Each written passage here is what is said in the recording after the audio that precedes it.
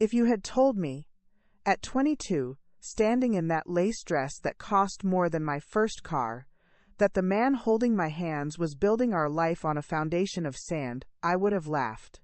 I wouldn't have just laughed. I would have felt sorry for you, for your cynicism, for your inability to see the pure, solid truth of what we had. David was my rock, and I was the mortar. I was the one who would fill every gap, smooth over every crack, and hold the entire beautiful, fragile structure together. Quick pause. Before we continue, tell us where in the world are you watching from? If you're enjoying these stories, make sure to hit subscribe, because tomorrow's episode is absolutely mind-blowing. It all started with such promise. I can still smell the chlorine from the community pool where we met. I was a lifeguard, sun-bleached hair and a whistle, studying for a teaching degree I would never quite finish.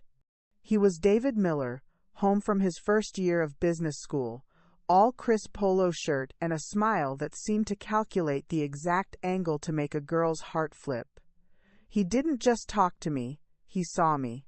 He'd bring me a soda at the end of my shift and ask me not just about my day, but about the book I was reading, what I thought about a current event he'd read in the paper. He made me feel interesting, like my thoughts were a valuable currency. Our courtship was a whirlwind of drive-in movies, picnics in the park, and long conversations about the future. His future, mostly. It was always so bright, so expansive. He had charts, graphs, a 5-year plan. I was swept up in the certainty of it all. My own family life had been quiet, loving, but quiet. My father was a kind, reserved man, and my mother found her joy in her garden, her hands in the soil. David was a thunderstorm, and I was happy to be drenched.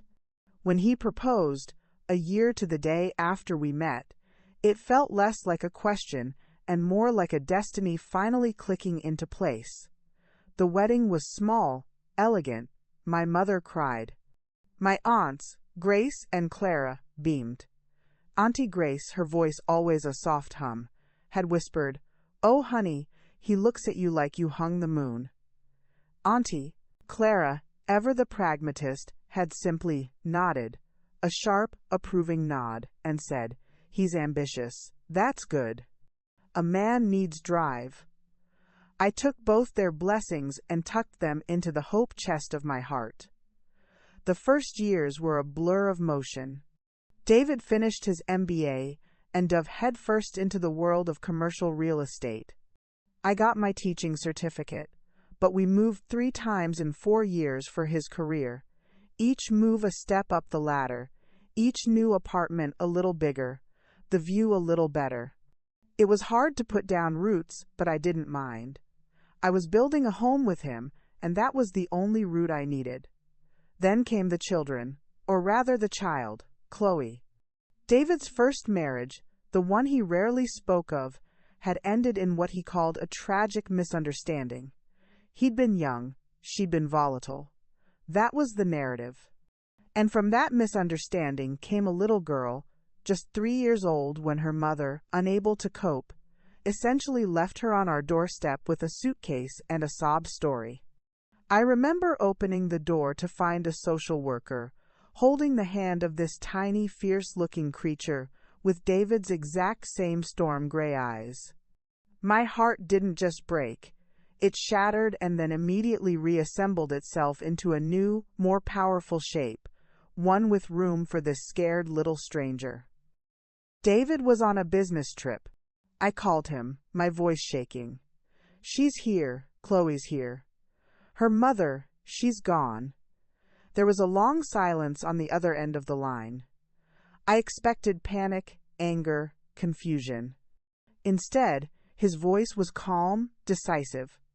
"Well then, I suppose we're parents now, Ruth. I'll be home tomorrow. Don't mess it up. Don't mess it up." The words landed strangely, but I was too overwhelmed to dissect them. That first night, Chloe wouldn't speak. She just sat on the sofa, clutching a ragged teddy bear, her small body rigid with mistrust. I didn't try to force her. I made up the guest bed for her. But then I just sat on the floor a few feet away, reading my book aloud. I wasn't reading to her, you understand. I was just reading, letting her get used to the sound of my voice in this strange new place. After an hour, I looked up and she was asleep, her head tilted at an awkward angle. I carefully picked her up, she was so light, and carried her to bed. As I tucked the covers around her, her eyes fluttered open for a second, and she didn't pull away. That was the first victory. 2 years later, Liam was born. David was thrilled. A son, an heir. He bought a ridiculously oversized cigar and handed out expensive brandy to his colleagues. I was just relieved. Relieved that Chloe, now 5, would have a sibling. Relieved that my body had produced what David so clearly wanted. And in a dark, secret corner of my heart I never admitted to anyone, I was relieved that one of my children would be truly, biologically, mine. But life, in its messy way, doesn't respect those kinds of boundaries. Chloe, the little stranger, was the one who clung to me. She had my temperament quiet, observant, artistic. Liam, my biological son, was all David, loud, charming, competitive, with a relentless drive to win that manifested in everything from board games to vying for his father's attention. And David. David was a spectacular father, in the way a solar eclipse is spectacular. A brilliant, awe-inspiring event that happens only occasionally, and you're left with the lingering memory of its light long after it's gone. He'd swoop in on a Saturday, still buzzing from a big deal, and declare a Miller family adventure day. We'd go to the zoo, the science center, a fancy restaurant where the kids had to use their best manners. He was the fun one, the hero. I was the one who packed the diapers and the wet wipes and the spare clothes. I was the one who helped with homework, who treated skin knees, who lay awake at night worrying about childhood, allergies and school bullies, and whether Chloe was feeling insecure about her place in the family. I never ever made a distinction between them, not in my heart. Chloe called me Mom within a year of her arrival. I was the one she cried for when she had a nightmare. I was the one who taught her how to tie her shoes, who held her hair back when she had the flu, who sat through every single one of her painfully shy piano recitals, my heart swelling with a pride so fierce it felt like a physical force. Liam was my wild child, but he was also the boy who would crawl into my lap for a cuddle long after he was supposedly too old for such things. They were my children. Our family, with its slightly crooked, patched-together history, was my masterpiece. David provided. Oh, how he provided. The house grew from an apartment to a townhouse to the final, sprawling colonial in a gated community with a swimming pool and a 3-car garage. I stopped teaching after Liam was born. It doesn't make sense, Ruth, David had said, not unkindly. My bonus alone is more than your salary. Your job is here. The kids need you. The house needs you. I need you. So I became the CEO of the Miller household. I managed the schedules, the bills, the social obligations. I planned the vacations, decorated the house, hosted the dinner parties for David's clients where I would play the part of the charming, supportive wife. And I was good at it. I took pride in it. Our life was a beautiful, well-run machine, and I was the quiet, efficient engine at its center. I thought David saw that. I thought he valued it. The first real crack, the one I couldn't plaster over with busyness or hope, appeared on our 20th wedding anniversary. I'd planned a small, intimate dinner at home. I'd dug out our old wedding playlist, cooked his favorite meal, seafood risotto, that takes forever to get just right. I even wore the lacy nightgown my aunts had given me as a joke all those years ago. It still fit. The house was filled with the smell of garlic and saffron and the soft sound of our song. 7 o'clock came and went, then 8. By 9, The risotto was a congealed mess, and the candles had burned down to stubs. I called his phone. It went straight to voicemail. I wasn't worried about a car accident. I was worried about something else, something formless and cold that had been gathering in the periphery of my vision for months. The late nights had become more frequent, the business trips more secretive. He'd started a new password on his phone. When I'd asked about it, he'd laughed it off. "Ruth, darling, it's just security. You know how it is." He finally walked in at 10:30, his tie loose, his face flushed not with alcohol, but with a kind of frenetic energy I'd come to recognize as his deal-closing high. "Ruth, you're still up." He seemed genuinely surprised to see me sitting at the dining table, the ruined meal between us. "It's our anniversary," I said, my voice quiet, the words feeling stupid and small. He stopped, his hand frozen on the knot of his tie. For a single, breathtaking second, I saw it. Not forgetfulness, not distraction. It was a blank, a complete and utter void, where the memory of this day, of its significance, should have been. Then, just as quickly, the mask slid back into place, the charming, apologetic smile. "Oh God, honey, I am so sorry. The Henderson account, it just blew up today. It was a nightmare. I completely lost track of time." He came over, leaned down, and kissed my forehead. His kiss felt performative. "We'll celebrate this weekend, I promise. A whole weekend, just you and me." I wanted to believe him. I wanted to so desperately. But as I looked at the cold risotto, at the dead candles, I felt a chill that had nothing to do with the air conditioning.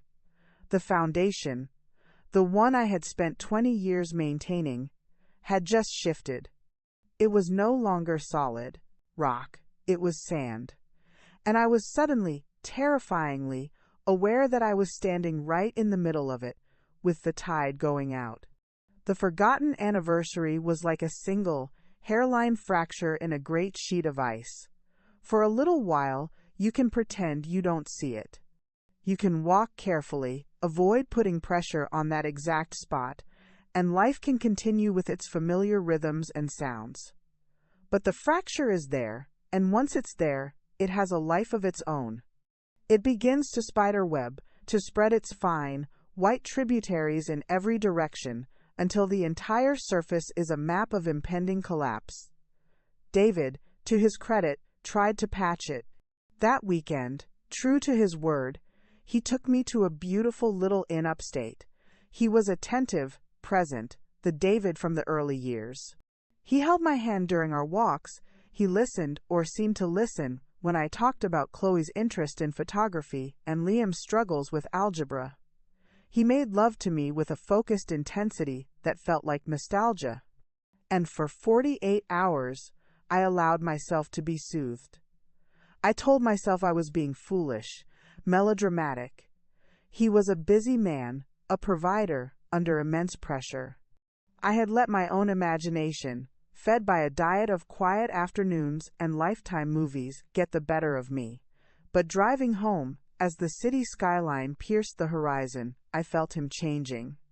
It was subtle, like a thermostat clicking off. The hand that had been resting on my knee returned to the steering wheel. The easy laughter dried up. By the time we pulled into our driveway, he was already on his phone, his voice sharp and businesslike. The David of the weekend had been a guest star. The regular programming was now resuming. The new business venture he'd mentioned in passing over dinner began to consume him. It was always vague, this venture. When I asked for details, he'd wave a hand and speak in a flood of jargon, leveraged buyouts, vertical integration, disruptive market potential. It was a language designed to exclude me, to make my questions seem naive and uninformed. The more I pressed, the more he retreated behind a wall of impatience. "Ruth, you wouldn't understand," he said one evening, not looking up from his laptop. He was at the kitchen island, the blue light of the screen etching harsh lines onto his face. It's complicated. Just trust me. This is going to set us up for life. We're already set up for life, David, I said, wiping down the counter beside him. We have everything we need. The kids are almost through college. Why now? Why this frantic pace? He finally looked at me, and his eyes weren't the storm gray of our youth. They were the color of flint. Everything we need? He repeated, his voice dangerously quiet. Is that what you think this is? This is just the beginning, Ruth. There's always another level. You've always been too content with this. He gestured vaguely around our beautiful custom-designed kitchen as if it were a cramped studio apartment. The comment landed like a blow. My entire adult life, my purpose, had been the creation and maintenance of this. Our home, our family, the very environment he was now dismissing as a mere starting point. The mortar that held the bricks together was suddenly being criticized for not being a brick itself. The distance between us grew, measured in late nights, unanswered texts, and a silence at the dinner table that was no longer comfortable, but heavy and accusatory. The children felt it too. Chloe, home from her first year of art school, was more withdrawn than ever, sensing the tension like a barometric drop before a storm. Liam, a college sophomore, seemed to emulate his father's distraction, his visits home spent mostly on his own phone, or having hushed, man-to-man, conversations with David in his study. I felt myself becoming a ghost in my own home. I'd wander the two quiet halls, straightening a picture frame here, plumping a cushion there, my footsteps echoing in the vast space. The house I had poured my soul into now felt like a beautifully decorated tomb. It was during one of these aimless wanderings that I found myself outside David's home office. The door was ajar, something that never happened. He was fanatical about his privacy. A cold knot tightened in my stomach. This was it, I thought. This is the moment women in movies have, where they find the incriminating credit card receipt or the perfumed letter. My heart hammered against my ribs. This was a violation, I knew.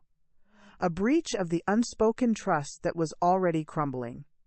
But the fracture in the ice was widening, and I was falling through. I pushed the door open. The room smelled of him leather, expensive aftershave, and the faint, acrid scent of ambition. His mahogany desk was, as always, impeccably tidy. But his laptop was there. Closed, but there. And it was the new one, the one he'd started taking with him everywhere, the one with the fingerprint scanner he'd so pointedly not registered my print for. I didn't touch it. Instead, my eyes scanned the desk. A stack of papers, a Mont Blanc pen, a framed photo of the four of us from a vacation in Hawaii, all of us tanned and smiling a lifetime ago. And then, tucked almost out of sight behind the frame, was his other phone. His business phone.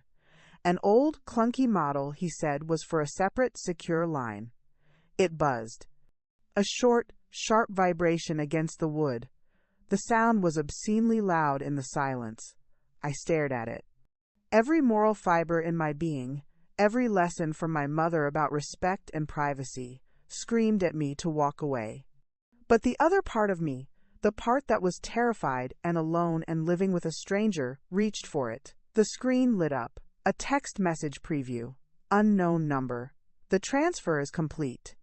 She won't see a dime. Call me when you're free, my love. The world stopped. The air left my lungs in a single, silent whoosh. She won't see a dime. The words burned themselves onto my retina. My love. I must have made a sound, a small, wounded animal noise, because I suddenly became aware of my own breathing, ragged and shallow. My hands were trembling so violently I almost dropped the phone. Transfer? What transfer? My love? Who was this? This wasn't a vague business venture. This was targeted. This was personal. She. It had to be me. Who else could it be? I heard the garage door opener rumble to life. He was home. Panic, cold and pure, shot through me. I fumbled the phone back onto the desk, knocking over the framed photo in my haste. The glass didn't break, but it landed face down with a dull thud. Telling and preparing this story took us a lot of time. So, if you're enjoying it, subscribe to our channel. It means a lot to us. Now, back to the story. I righted it, my fingers leaving smudges on the clean glass, and fled the room, pulling the door shut to the exact same inch it had been ajar. I was in the kitchen, blindly filling the kettle, when he walked in. My back was to him. "Ruth? I'm home." His voice was normal. "Tired." "Hello, dear," I said, and my voice sounded strangely high, like someone else's. "I was just making some tea." I heard him pause. I could feel his eyes on my back. Could he sense the guilt radiating off me? Could he see the phantom glow of that text message imprinted on my face? "Everything all right?" he asked, his tone casual, but with an undercurrent of scrutiny. "Fine," I chirped, too brightly. "Long day. How was yours?" He didn't answer immediately. I heard him walk towards his study. My heart seized. Was the photo crooked? Was the phone not in the exact right spot? He reappeared a moment later, holding the framed picture. He looked at it, then at me. "You were in my office." It wasn't a question. It was an accusation. The door was open. I said, turning to face him, the kettle shaking in my hand. I was dusting. The lie was pathetic. "We have a housekeeper for that, Ruth." He placed the photo carefully on the counter, aligning it perfectly with the edge. "You know I don't like anyone in there." My work is sensitive. Something inside me, the part that had been taking his dismissals and his absences and his coldness, finally snapped. "Sensitive," I said, my voice dropping, losing its fake brightness. "What kind of work is it, David? What kind of work involves transfers that I won't see a dime of?" The change in his face was instantaneous and terrifying. The casual irritation vanished, replaced by a mask of cold, controlled fury. His eyes narrowed. "What did you say?" "I saw a text on your phone," I whispered, my courage faltering under his gaze. It said, she won't see a dime." "Who were they talking about, David? Who is my love?" For a long moment, he just stared at me, and I saw him calculating. I saw the wheels turning behind his flinty eyes. He was deciding on his story, choosing his weapon. And when he spoke, his voice was soft, dripping with a pity that was more damaging than any shout. "Ruth," he sighed, shaking his head as if he were dealing with a delusional child. "I don't know what you think you saw, or what you think you're talking about. You've been under a lot of strain lately. I've noticed it. You're imagining things." "I'm not imagining a text message," I cried, my voice cracking. "It's a business negotiation." He shot back, his volume rising for the first time. "A hostile takeover. She is the company we're acquiring." "For God's sake, Ruth, do you have any idea how paranoid you sound?" "My love is a figure of speech some of these old-timers use. You've been cooped up in this house for too long, watching your soap operas, and now you're concocting some dramatic conspiracy against you." The gaslighting was so skillful, so brutal, that for a second, I actually doubted myself. Had I misread it? Was I a middle-aged housewife with too much time on her hands, inventing a tragedy to make my life more interesting? The certainty I had felt moments before began to dissolve into a sticky shame.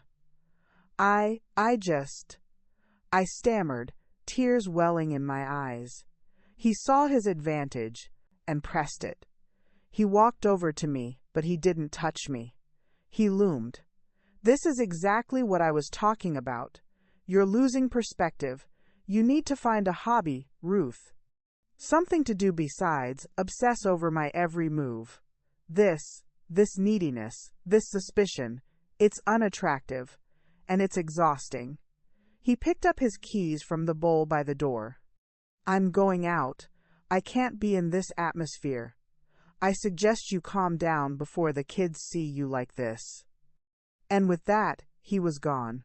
The door clicked shut behind him, a sound as final as a judge's gavel. I stood alone in the kitchen, the kettle screaming on the stove, the tears now streaming down my face. He had taken my legitimate fear and turned it into my own personal pathology. He had made me the villain in my own story, the hysterical, paranoid wife. The fracture was no longer just in the ice beneath my feet. It was now a chasm that had opened up inside me, and I was falling into a darkness where I couldn't tell what was real and what was my own imagination. The foundation wasn't just sand. It was quicksand. After David left, the silence in the house was a physical presence.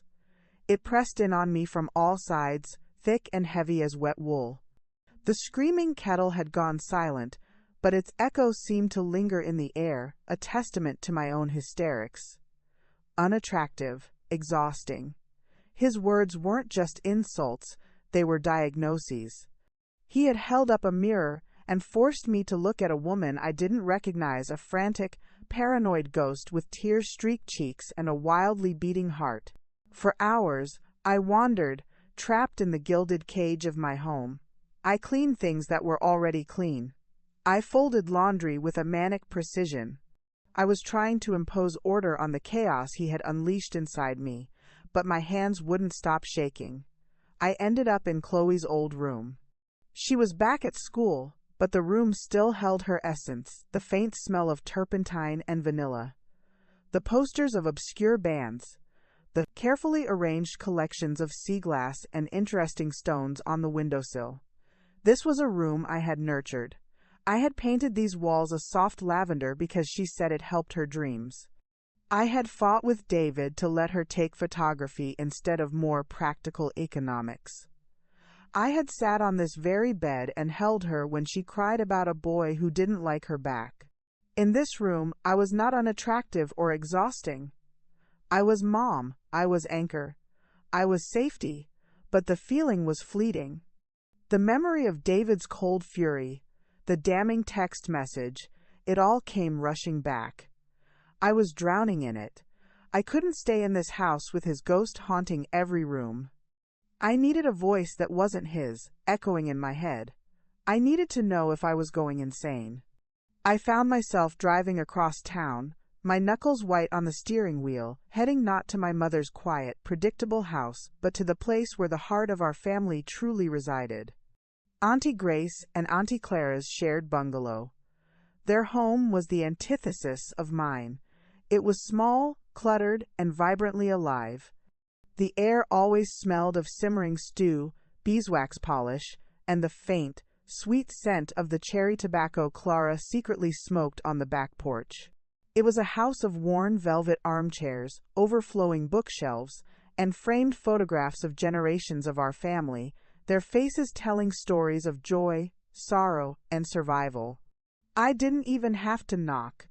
As I walked up the path, the door swung open, and Auntie Grace stood there, as if she'd been waiting for me.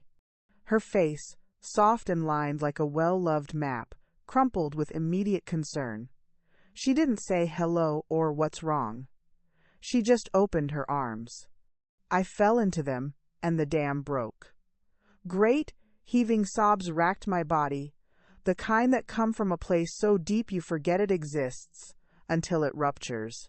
I cried for the forgotten anniversary, for the cold risotto, for the text message, for the word unattractive, for the terrifying, feeling that my entire life was a lie I had told myself.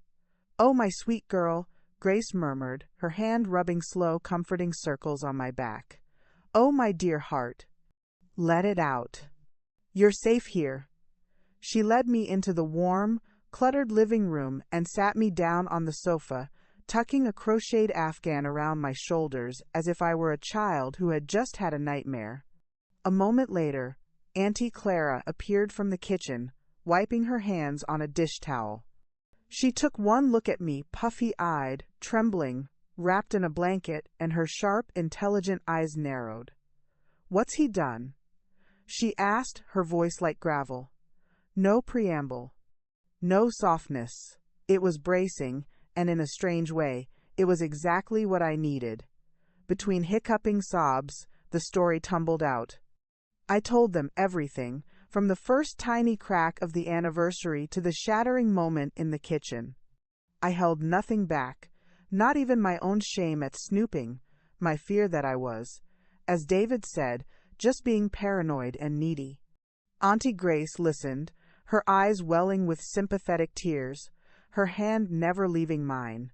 "Oh, honey, no, no, you are not being needy. A forgotten anniversary is one thing, but a text like that? That's concrete." Auntie Clara, however, had gone very still. She stood by the fireplace, her arms crossed. When I finished, she was silent for a long moment, her gaze fixed on a point somewhere in the middle distance. The only sound was the tick-tock of the grandfather clock in the corner. "Grace, get the child a proper drink. Tea isn't going to cut through this," Clara said finally, her voice low. Grace, accustomed to her sister's commands, bustled off to the kitchen. Clara turned her full attention to me. "First of all, Ruth, stop your sniveling. Crying is for confirmed tragedies, not for suspicions. What you have here is not a tragedy, it's a puzzle. And you've just found the first piece." "A puzzle?" I whispered, wiping my nose with a tissue Grace had pressed into my hand. "A man doesn't call a company, my love," she stated flatly. "That's a lie so thin you could read the newspaper through it. And that business about you being unattractive and exhausting." She let out a short, harsh laugh. "That's textbook manipulation, page 1. He got caught doing something he shouldn't, and instead of explaining himself, he decided to make you feel small and crazy so you'd be too ashamed to look any further. It's a classic tactic." Her words were like a splash of cold water. They didn't feel good, but they felt true. They cut through the fog of doubt David had so expertly created. Grace returned with a small glass of amber liquid whiskey. "Here, dear, sip this." "Clara, must you be so harsh?" "Someone has to be," Clara retorted, not unkindly. "The world is full of Auntie Graces, God love them, ready to offer a shoulder to cry on. But the world also needs Auntie Claras to hand you a sword and tell you how to use it. Ruth doesn't need coddling right now. She needs clarity." I took a sip of the whiskey. It burned all the way down, but it steadied me. "What do I do, Auntie Clara?" "You prepare," she said, leaning forward, her eyes glinting. "You stop confronting him. You gave away your hand, and he slapped it down. Now you become a spy in your own home. You watch. You listen. You gather information. You find out what this transfer is. You find out who my love is." The idea was terrifying. It felt so underhanded, so contrary to the open, trusting marriage I believed we had. "But that's so deceitful," I protested weakly. Clara's expression softened, just a fraction. "Ruth, my dear, you are not the one being deceitful. You are the one responding to deceit. You are building a wall to protect yourself from a storm that is already coming. You think you're building it out of paranoia, but I'm telling you, you're building it out of necessity. The first rule of a siege is to know what you're up against. Right now, you're blind." Grace sat beside me, her warm presence a comfort against Clara's cold strategy. "She's right, you know," Grace said softly. "I don't like it either. It feels so unkind. But David, the way he spoke to you, that wasn't kindness. That was war. War." The word hung in the air, ugly and final. I drove home that night with a strange new feeling coiling in my stomach. It wasn't happiness, and it wasn't hope. It was resolve. The tears were gone, burned away by whiskey and hard truth. My aunts, in their complementary ways, had given me a new lens through which to see my life. Grace had validated my pain. Clara had given it a purpose. The next few weeks, I became the woman Clara advised me to be. I was pleasant, agreeable, quiet. I didn't ask about his business. I didn't question his late nights. I cooked his meals, I ironed his shirts, I played my part. But behind the placid surface, my mind was a high-alert surveillance system. I noted the times he took calls in the garden, his voice a low murmur. I saw the new, expensive watch on his wrist that hadn't been a gift from me. I watched him more carefully with the children, noticing how he now spoke to them with a new, conspiratorial tone, as if they were junior business partners. He'd pull Liam aside and say, "You have to be ruthless in this world, son. Sentiment is for losers." He'd tell Chloe that art history degree is a lovely hobby, but you need a real skill. You can't rely on anyone to take care of you. He was seeding the ground. I could see it now. He was preparing them for a version of me that was weak, unreliable, a burden. The wall Clara told me to build was going up, brick by painful brick. And the most painful brick of all was the one I had to place between myself and my own husband. The man I had loved for half my life was now, officially, the enemy behind the lines. And I was alone in the trenches, armed with nothing but a growing certainty and a heart that was turning from broken glass into something much, much harder. There is a peculiar cruelty to the way the world ends, not with a bang, but in the sterile brightness of a corporate coffee shop. It was a Tuesday. The air smelled of roasted beans and sanitizer. Muzak versions of pop songs oozed from hidden speakers. People typed on laptops, met for casual business, completely unaware that my life was about to be dismantled at a table by the window. David had suggested it. "Let's have lunch." He'd said that morning, his tone breezy, almost friendly. It was the first time he'd initiated a social outing in months. A foolish, desperate little flame of hope flickered inside me. Maybe the calm I had been projecting had worked. Maybe he missed me. Maybe he was ready to talk, to explain, to fix things. I dressed carefully, choosing a soft blue sweater that Auntie Grace said brought out the color in my eyes. I put on lipstick. I told myself I was being ridiculous, but I couldn't help it. The human heart is a stubborn organ, clinging to wreckage long after the ship has sunk. He was already there when I arrived, sitting at a small, square table. He didn't stand up when I approached. He was studying his phone, a half-empty coffee cup in front of him. He looked up as I sat down, and his smile was wrong. It didn't reach his eyes. It was the smile he gave to junior associates he was about to fire. "Ruth, you look well." "Thank you," I said, my voice slightly breathless. "This is a nice surprise." "Is it?" he asked, his head tilting. The question was a trap, but I was too busy hoping to see it. Before I could answer, a man in a severe, dark suit approached our table. He was carrying a slim, expensive-looking leather briefcase. I didn't recognize him. "David," the man said with a curt nod. "Right on time, Mark," David said. "Ruth, this is Mark Stevenson, my lawyer." The world did not slow down. It did not tilt. It simply froze. The muzak faded into a dull hum. The chatter around us became the buzzing of distant insects. "My lawyer." The words made no sense. Why would his lawyer be at our casual lunch? My mind, scrambling for a sane explanation, landed on the most benign one. He was buying a new property. He wanted me to sign something. Mark Stevenson didn't smile. He didn't offer his hand. He simply opened his briefcase, pulled out a thick sheaf of papers, and slid them across the table towards me. The top page was stark white with bold, black letters. "Petition for dissolution of marriage." I stared at the words. They refused to cohere into meaning. Dissolution. Like a sugar cube in water. Like we were just a compound that could be broken down into our separate component parts. I began, my voice a dry whisper. I looked at David. His expression was one of detached patience, like a scientist observing a reaction in a petri dish. "It's over, Ruth," he said, his voice calm, flat, devoid of any emotion whatsoever. "I'm filing for divorce.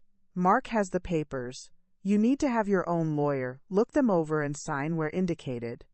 The facade shattered. Not with a roar, but with the soft, precise click of a briefcase latch. The wall I had been building, brick by brick, was suddenly not a defense. It was all I had left to hold myself up. I gripped the edge of the table, my knuckles bleaching white. "Over?" I repeated, the word a foreign object in my mouth. "David, what are you talking about? Why, what is this?" He sighed, as if I were a slow student delaying the class. "We've grown apart, Ruth. It's been obvious for years. We want different things. This is better for both of us. A clean break. A clean break. As if our lives were a single piece of wood that could be neatly snapped in two." He was talking about 25 years. A quarter of a century. A home, children, history. Different things? My voice was rising, trembling with a mixture of shock and burgeoning fury. "What different things, David? You never told me what you wanted. You just left. You've been a ghost in our house for a year." "See," he said, turning slightly to his lawyer. "Dramatic.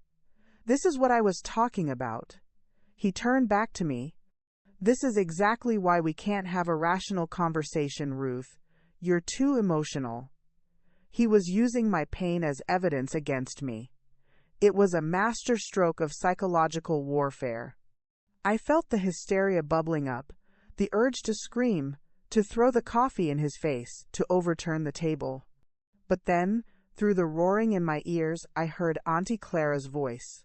"Crying is for confirmed tragedies." This was it. The confirmed tragedy. I took a deep, shuddering breath. I forced my hands to unclench from the table. I looked not at David, but at Mark Stevenson, the lawyer. "What are the terms?" I asked, my voice surprisingly steady, cold. Mark seemed mildly impressed by the shift. He cleared his throat. "The petition outlines everything. Based on the prenuptial agreement you signed." "Prenuptial?" I interrupted. "We didn't have a prenuptial. I was sure of it. We had been kids. He had nothing. I had nothing." It was a conversation that had never happened. David had the decency to look slightly uncomfortable. "We did, Ruth. You signed it right before the wedding. My father insisted. You were just so stressed with the preparations, you probably don't remember." Another piece of the past, rewritten. Another layer of sand shifting beneath my feet. I had no memory of it, none. But the certainty in his voice was absolute. Mark tapped a specific clause on the second page. "The agreement stipulates that in the event of a divorce, you receive a lump sum payment based on a formula factoring in the length of the marriage and your contribution as a homemaker." He said homemaker the way one might say hobbyist. "The offer, in this case, is $250,000. You retain your personal vehicle and your personal effects. Mr. Miller retains the marital home, all investment and retirement accounts, and his business interests." The numbers swirled in my head. $250,000. For 25 years, for raising his children, building his home, being his public face. It was less than he'd paid for his last car. The marital home, my home, was worth over $2 million. His retirement accounts? I didn't even know the full amount, but I knew it was in the 7 figures. This is nothing," I whispered, the coldness seeping into my bones. "This is a joke. It's what you agreed to, Ruth," David said, a note of finality in his voice. "It's more than fair. You can get a nice little condo. You'll be comfortable." Comfortable. I looked at him, truly looked at him, and I saw a stranger. I saw the man from the text message, the man who had planned this, the man who had called me my love once, a long time ago, and had now arranged for me to not see a dime. The hope was gone. The love was gone. All that was left was a vast, howling emptiness, and at the very center of it, a tiny, diamond-hard kernel of rage. I stood up. My legs felt weak, but they held. I looked David straight in those flinty eyes. "I will not be signing anything," I said, my voice low and clear. "You can take your papers, and you can take your offer, and you can go to hell." I turned to leave. "Ruth," David's voice stopped me. It was softer now, almost pitying. "Don't make this difficult. Don't make it ugly. You'll lose. I have the best lawyers. You'll end up with nothing, and you'll have wasted all that money on legal fees. Be smart. Take the deal." It was the final twist of the knife, a threat disguised as concern. I didn't answer him. I turned and walked out of the coffee shop, leaving the divorce papers sitting on the table. I walked through the buzzing shop, out into the blinding afternoon Sunday. I didn't cry. I didn't look back. I got into my car, the one that was technically my personal vehicle, and I sat there for a long time, my hands resting on the steering wheel, staring at nothing. The facade was gone. The beautiful, fragile life I had built was a pile of rubble. I was 53 years old. I had no career, no savings, no home, and a husband who had just revealed himself to be my adversary. But as I sat there in the silent car, the numbness began to recede, burned away by the heat of that tiny, diamond-hard kernel inside me. He thought I would break. He thought I would be rational and take his pittance and disappear quietly. He had called me unattractive. He had called me exhausting. I started the car. A grim, unfamiliar smile touched my lips. "You have no idea," I thought. "You have no idea what an exhausting, unattractive fight I am about to bring to your door." The drive home from that coffee shop was the longest of my life. It wasn't the distance, it was the chasm that had opened up between the woman who had driven to that lunch and the one driving back. The woman who left had still been a wife, however tenuously. The woman returning was a divorcee in waiting, a plaintiff, an adversary. The world outside the car window looked the same manicured lawns, the same people walking their dogs, but it felt alien, like a film set after the actors have gone home. The props were there, but the meaning had vanished. I pulled into the driveway of the house, his house. I had to start thinking of it that way, and the sheer physical presence of it felt like a taunt. Every shrub I had planted, every pane of glass I had cleaned, every brick I had chosen, now seemed to mock me. This wasn't my home. It was my former prison, and the warden had just handed me my walking papers. The first thing I did was go to his bedroom. I stood in the walk-in closet, staring at the neat, divided rows. His expensive suits on one side, my clothes on the other, a lifetime of shared space. With a trembling hand, I reached out and pushed all of his suits, his shirts, his slacks, to one far end of the rack. I created a physical void between his things and mine. It was a small, pathetic act of defiance, but it was mine. It was the first brick in the new wall I was building, a wall to keep him out. Then, I sat down at my little writing desk, the one I used for paying household bills and writing Christmas cards, and I began to make a list. Auntie Clara's voice was in my ear. "You prepare. You gather information." The list was titled, with a grimness that surprised me, EVINC 1. Asterisk. Text message from unknown number. "The transfer is complete. She won't see a dime. Call me when you're free, my love. Date, approx. 3 weeks ago, times 2. Forgotten 20th, anniversary. Date 3. New laptop with separate password divided by fingerprint lock. 4. Business, phone, old model. 5. Asterisk increased, business trips, over the last 18 months. Need to find dates divided by destinations, credit card statements. Times 6. Prenuptial agreement. Do I have a copy? Did I ever sign one? 7. Financial records, bank statements, investment accounts, retirement funds, property deeds. Where are they? His office. Safe? Looking at the list, it felt flimsy.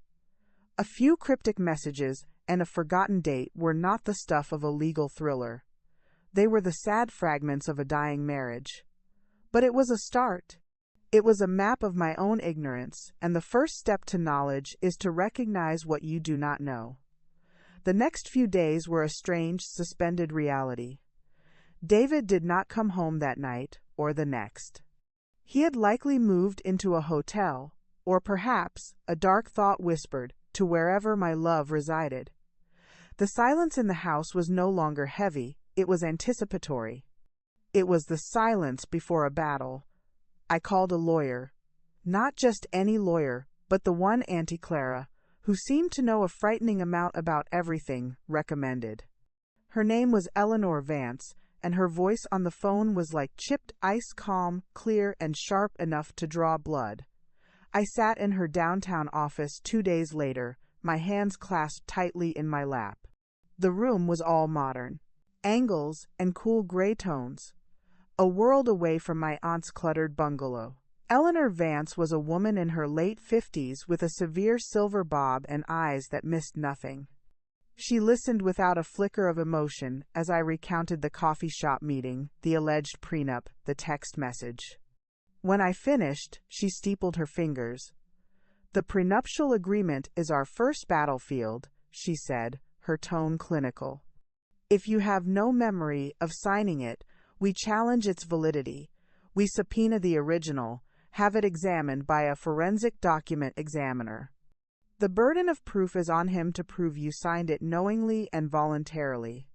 Given the circumstances, young, in love, right before the wedding, a judge may very well set it aside." A tiny, fragile shoot of hope pushed through the concrete of my despair. "As for the financial offer," she continued, "it's insulting. Even with a valid prenup, most states require some level of fairness. $250,000 after a 25-year marriage where you were the primary homemaker and raised the children? A judge would laugh it out of court. But," she leaned forward, her gaze intense, "this tells us something important, Ruth. It tells us David is not just trying to get a divorce, he's trying to erase you. He wants you gone with as little cost to himself as possible. And men who do that are usually hiding something much bigger." "The text message," I whispered. "The transfer." "Precisely. We need to find that transfer. We need to find out where the money is. He's been moving assets. I'd bet my license on it." She slid a pad of paper across the desk. "I need you to write down every bank, every financial institution you've ever had an account with, jointly or individually. Every credit card, every mortgage statement, everything you can remember. We will issue discovery requests, but the more we have to start with, the faster we can corner him." I took the pad, my hand trembling. It felt like I was signing up for a war. "The children," I said, my voice cracking for the first time. "Chloe and Liam. What do I tell them?" Eleanor's expression softened, just a fraction. "You tell them the truth in an age-appropriate way, that you and their father are separating and getting a divorce, that you love them very much and that will never change. But Ruth," her voice turned firm again, "be prepared. In situations like this, children, even adult children, often pick sides. And a manipulative parent with deeper pockets can be very persuasive." I left her office with a list of tasks longer than my arm and a heart that felt like lead. She was right. The battle for my financial future was just beginning, but the battle for my children's hearts was already underway. I decided to tell them together. At the house, I called them, my voice carefully neutral, and asked them to come over that weekend. Liam, who was only an hour away, agreed easily. Chloe was more hesitant. She had a big project due, she said, her voice thin and distant over the phone. I pleaded just a little, and she finally relented. They arrived within minutes of each other. Liam, broad-shouldered and confident, smelling of expensive cologne. Chloe, slender and pale, looking like she wanted to be anywhere else. I had made cookies, a stupid, reflexive gesture from a lifetime of mothering. They sat at the kitchen island, on the same stools they'd used as teenagers, and they wouldn't meet my eyes. "Your father and I began, my voice wavering. I cleared my throat, forced it steady. "We're getting a divorce." There was a long silence. Liam studied the granite countertop as if it held the secrets of the universe. Chloe picked at a loose thread on her sleeve. "We know," Liam said, not looking up. "Dad told us." The air left my lungs. Of course, David had gotten to them first. He had controlled the narrative. "What did he tell you?" I asked, my voice barely a whisper. "He said you've been unstable," Liam said, finally looking at me. His eyes, David's eyes, were cool and assessing. "That you've been imagining things, accusing him of stuff. He said he tried to make it work, but you're making it impossible. He said you're refusing a fair settlement and that you're going to drag us all through a nasty court battle." The words were like a series of precise, surgical strikes. Unstable, imagining things. Impossible. He had taken my pain, my justified suspicion, and weaponized it against me for our children. "Is that true, Mom?" Chloe asked, her voice small. "Are you going to fight him?" I looked at my children, these two people I had loved and nurtured and protected from the moment they came into my life. I saw the doubt in Chloe's eyes, the judgment in Liam's. The kernel of rage inside me glowed hotter. "Your father," I said, choosing my words with immense care, "served me with divorce papers at a coffee shop. He offered me a settlement that would leave me in poverty while he keeps everything. He claims I signed a prenuptial agreement that I have no memory of ever seeing. And yes, I looked directly at Liam. I am going to fight. I am going to fight for what is fair. Not just for me, but for the 25 years I devoted to this family. To you." Liam shook his head, a gesture of disgust that was so like his father it made my heart ache. "See? This is what he meant. It's always about money with you, isn't it? Why can't you just be civil? Why does it have to be a fight?" "Because Liam," I said, my voice rising despite my best efforts, "this isn't about being civil. This is about survival. He's trying to discard me with nothing. Don't you see that?" "What I see is you causing drama." Liam shot back, standing up. "Dad's right. You're being irrational. I'm not getting in the middle of this." He turned and walked out of the kitchen.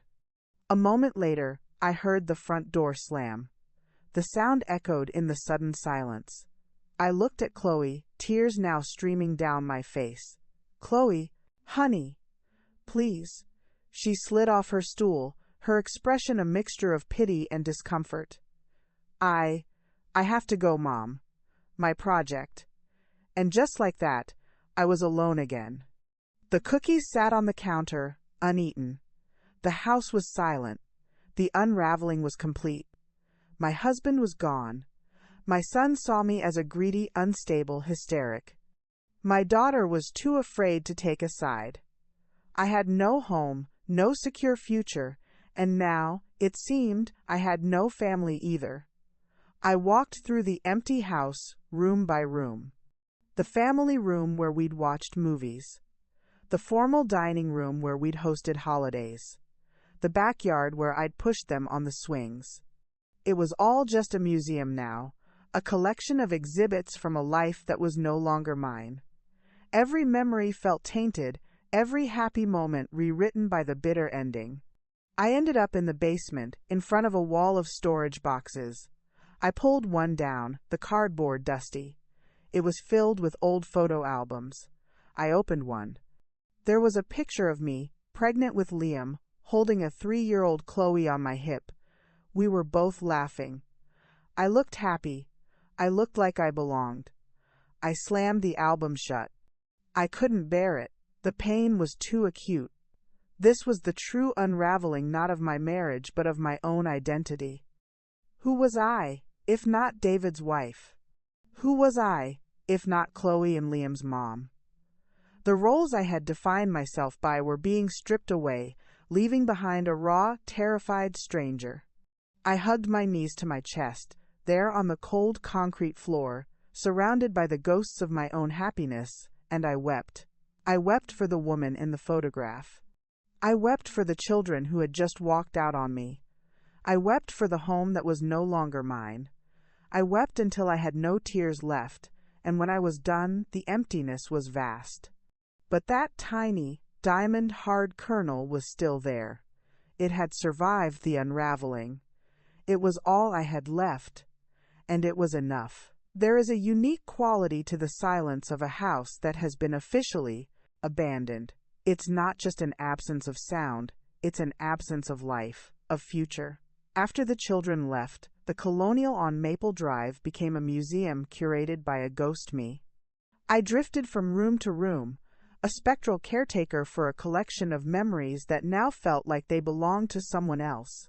David's lawyer, Mark Stevenson, had begun the formal legal process, sending thick, intimidating envelopes that I would forward, unopened, to Eleanor Vance. The war was underway, but my front was here, in this hollowed-out home. Eleanor had been relentless. Her discovery requests had gone out, demanding every financial document, every bank statement, every record of asset transfer for the last 5 years. David's side, of course, was resisting, obfuscating, asking for extensions. It was a stalling tactic, Eleanor said. They were hiding something, and they needed time to bury it deeper. Meanwhile, I was following Clara's advice, becoming a spy. I wasn't just gathering financial intel. I was trying to understand the emotional landscape of this new war. I logged into our family cell phone plan account. The password was still Liam's birthday, and I printed out the call records. There it was, in stark black and white, a number different from the business phone that David called multiple times a day, sometimes for hours, a number with a New York area code. My love. I started a file, a real, physical file in a battered manila folder I labeled Household Documents. In it went the call logs, my notes about the text message, the dates of his suspicious business trips I'd pieced together from old calendar entries. It wasn't much, but it was my arsenal. The most devastating blow, however, came not from David, but from a process server.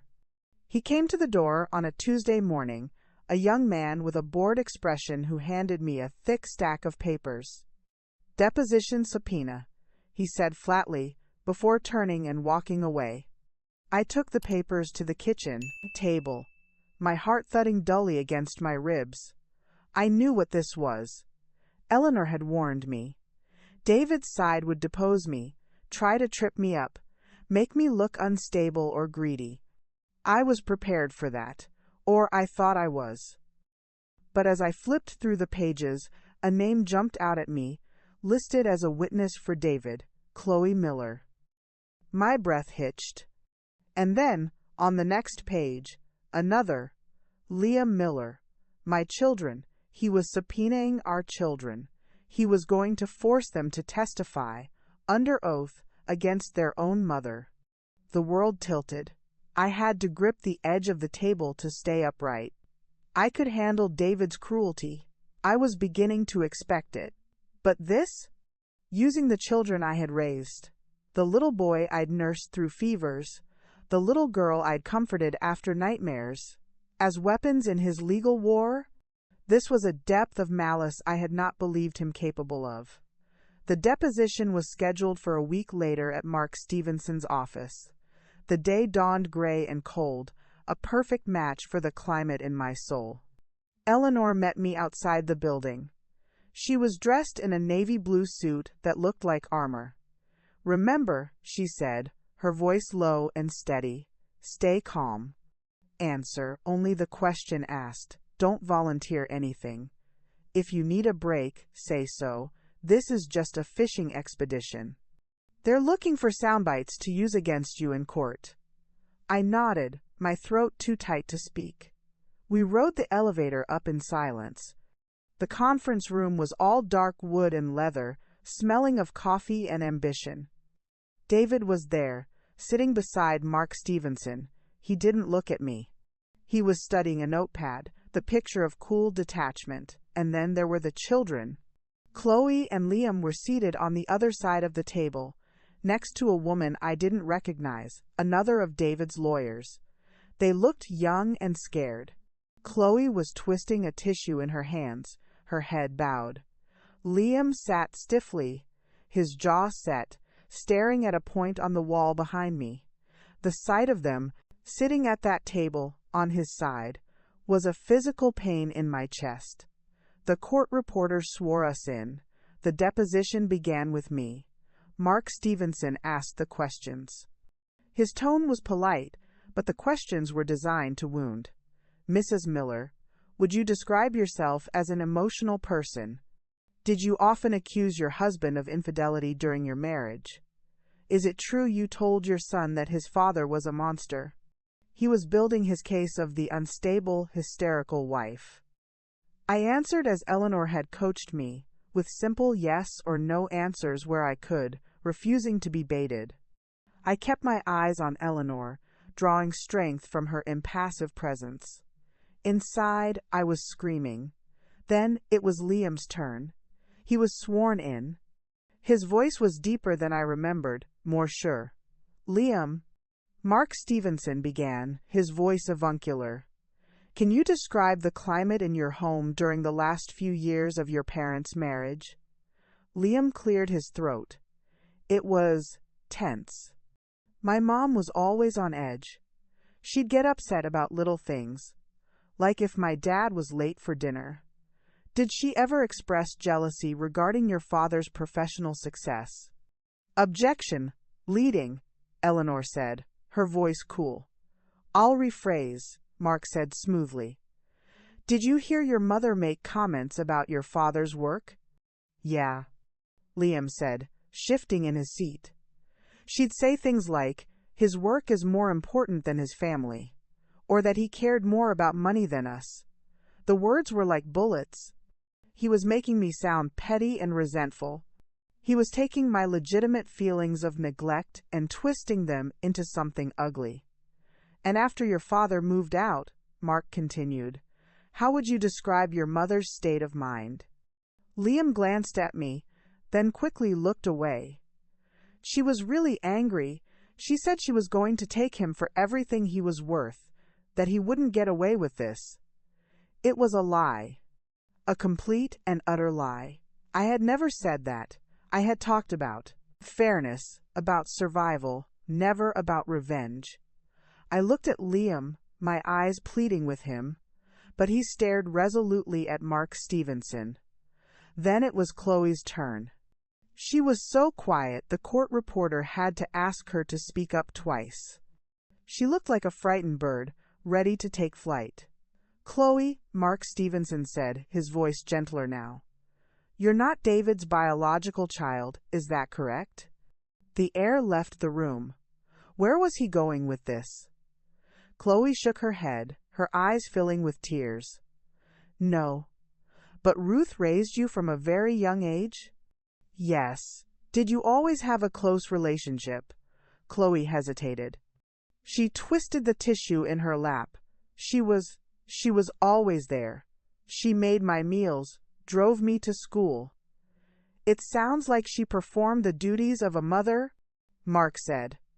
But would you say you were ever truly close? Did you confide in her? Did you feel a deep, maternal bond? I stopped breathing. This was it.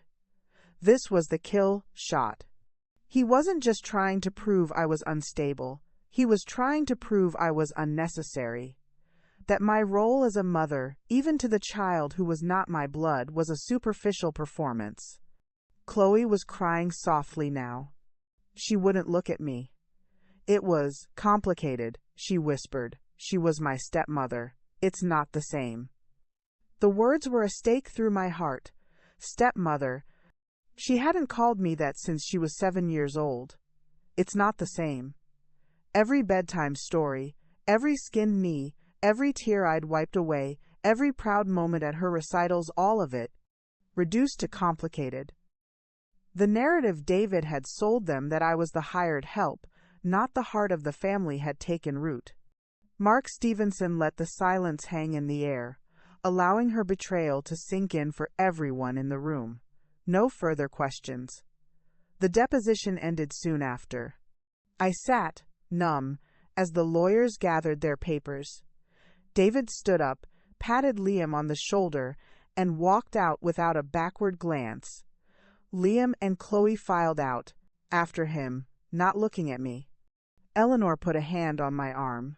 Ruth, I know that was hard, but we expected this. They're parroting his narrative. It's common. I couldn't speak. The pain was too vast. This wasn't a legal defeat. It was a spiritual annihilation.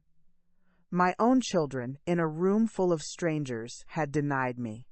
They had taken the story of our family, the story I thought we had all written together, and they had allowed their father to edit me out of it. I drove home on autopilot, the gray day matching the void inside me. The house was colder than ever. I went straight to the basement, to the box of photo albums. I found the one from Chloe's high school graduation. There was a picture of the two of us, her in her cap and gown, me with my arms around her, both of us beaming. She had written on the back in her loopy handwriting, "To Mom, the best in the world. I love you more than anything." I stared at the words until they blurred. Stepmother. It's not the same. The betrayal of blood isn't always about biology. Sometimes it's about the blood you choose to share, the family you build with love and sacrifice. And when that family turns on you, the wound goes deeper than any court document, any financial loss. It goes straight to the soul. That night, I didn't cry. I sat in the dark living room, the manila folder of evidence on my lap. The kernel of rage was no longer a tiny, hard thing. It had been fed by this fresh, profound betrayal. It had grown, spreading through my veins, warming the cold, numb places. They thought they could break me. David with his money and his lawyers. Liam with his judgment. Chloe with her denial. But as I sat there in the darkness, I made a promise to myself. They had taken my husband, my home, my security, and now they had tried to take my history, my identity as a mother. They would not take my future. The war was no longer just about money. It was about my very right to exist. And I was just beginning to learn how to fight. The deposition had been a private execution. The first court hearing was a public hanging. Eleanor Vance had prepared me. She'd said it would be procedural, a chance for the judge to get a feel for the case, to rule on preliminary motions. She'd said David's team would be aggressive, that they would try to establish dominance. She'd told me to wear something conservative, dignified, and to keep my face a mask of calm neutrality no matter what was said. I chose a simple navy blue dress. I twisted my hair into a neat chignon. I looked in the mirror and saw a stranger, a woman playing the part of a respectable, wronged wife. The part was a poor fit. Inside, I was still the raw, bleeding creature from the basement floor. The courthouse was a monument to cold bureaucracy. Marble floors echoed with the hurried footsteps of people whose lives were being dissected. The air smelled of lemon-scented cleaner and despair. We found our courtroom. a wood-paneled chamber that felt both grand and suffocating. Eleanor set her heavy briefcase on the plaintiff's table with a definitive thud. When David walked in with Mark Stevenson and a small retinue of other suited men, the temperature in the room seemed to drop. He was wearing a suit that probably cost more than my first car, his hair perfectly styled, his posture radiating impatience and importance. He didn't look at me. He took his seat at the defendant's table as if he were the CEO, and this was a tedious board meeting he had to endure.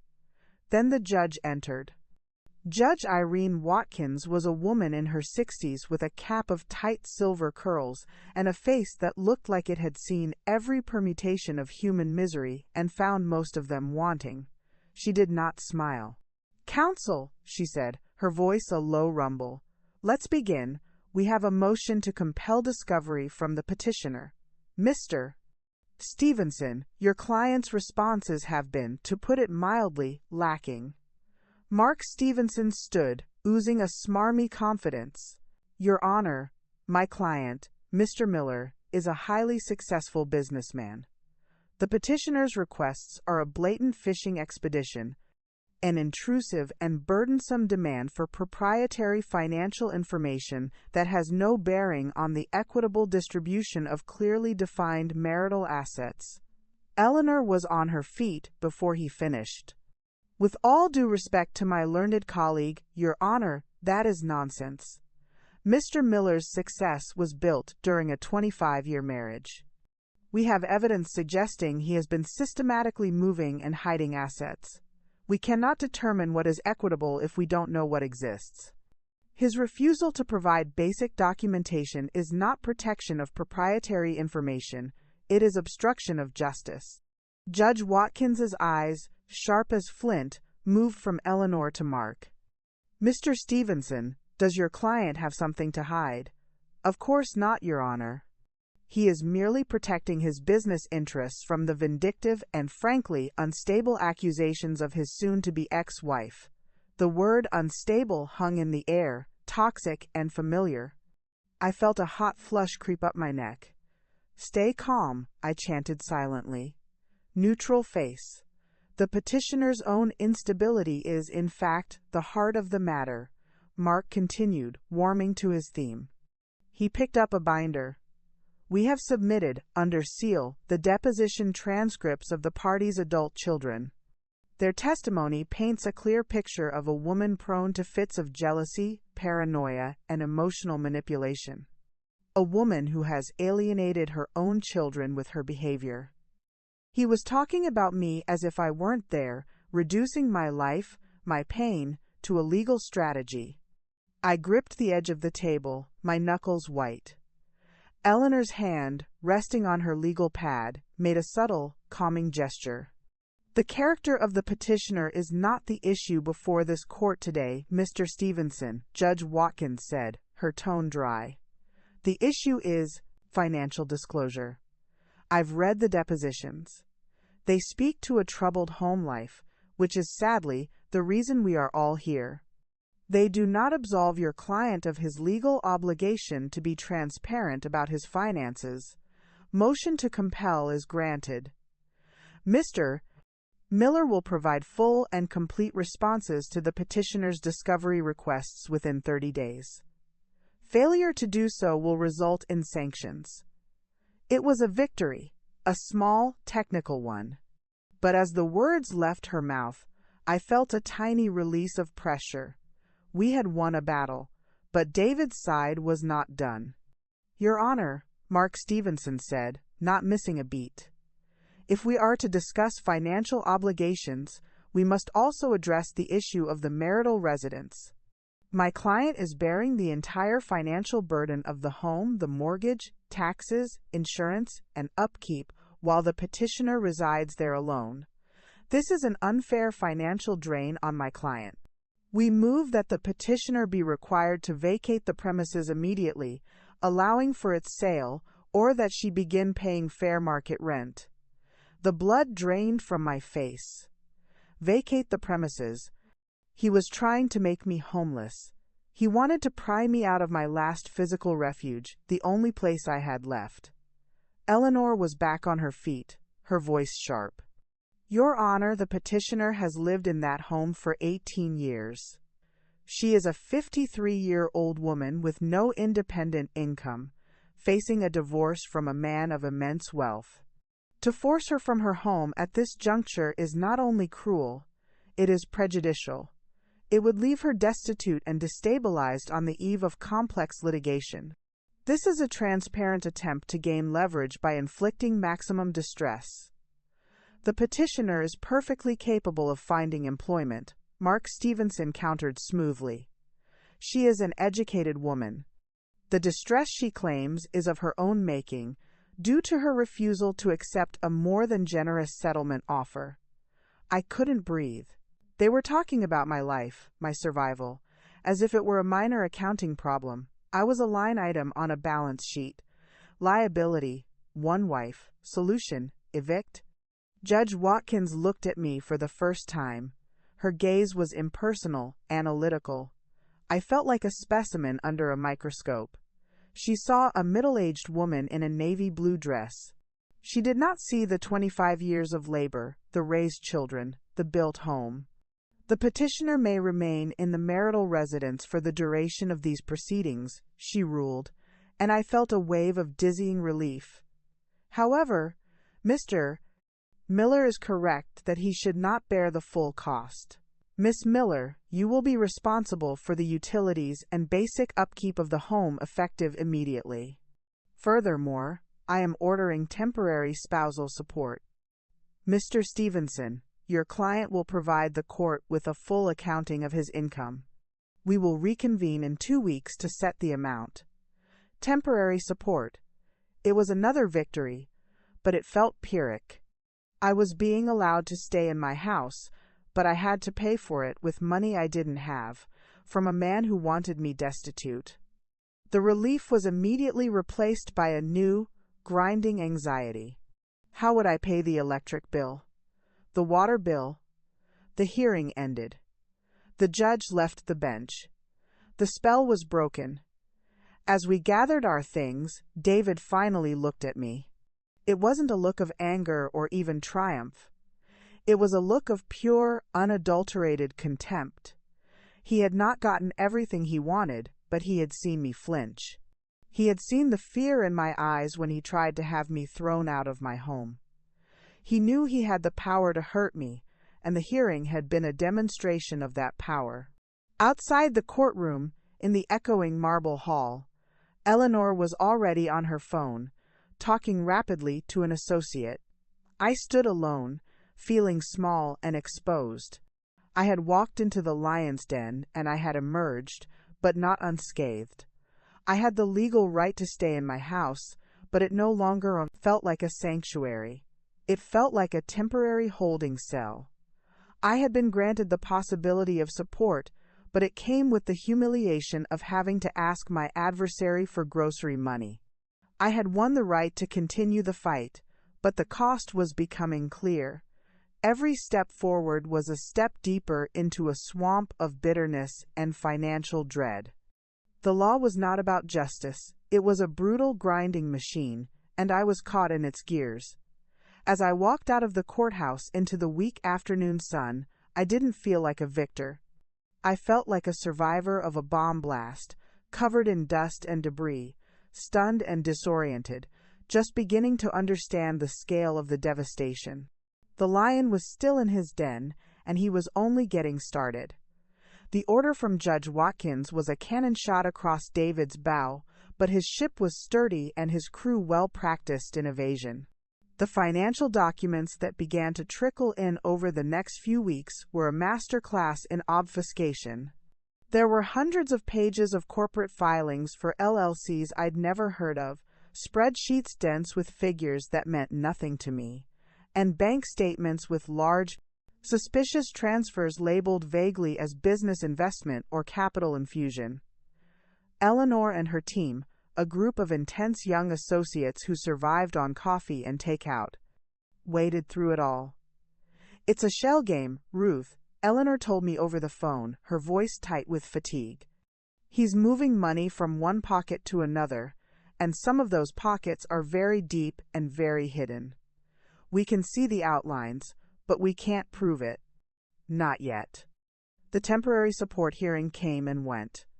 The judge, presented with a deliberately convoluted picture of David's income, set an amount that was, in Eleanor's words, enough to keep you from starving, but not enough to live on.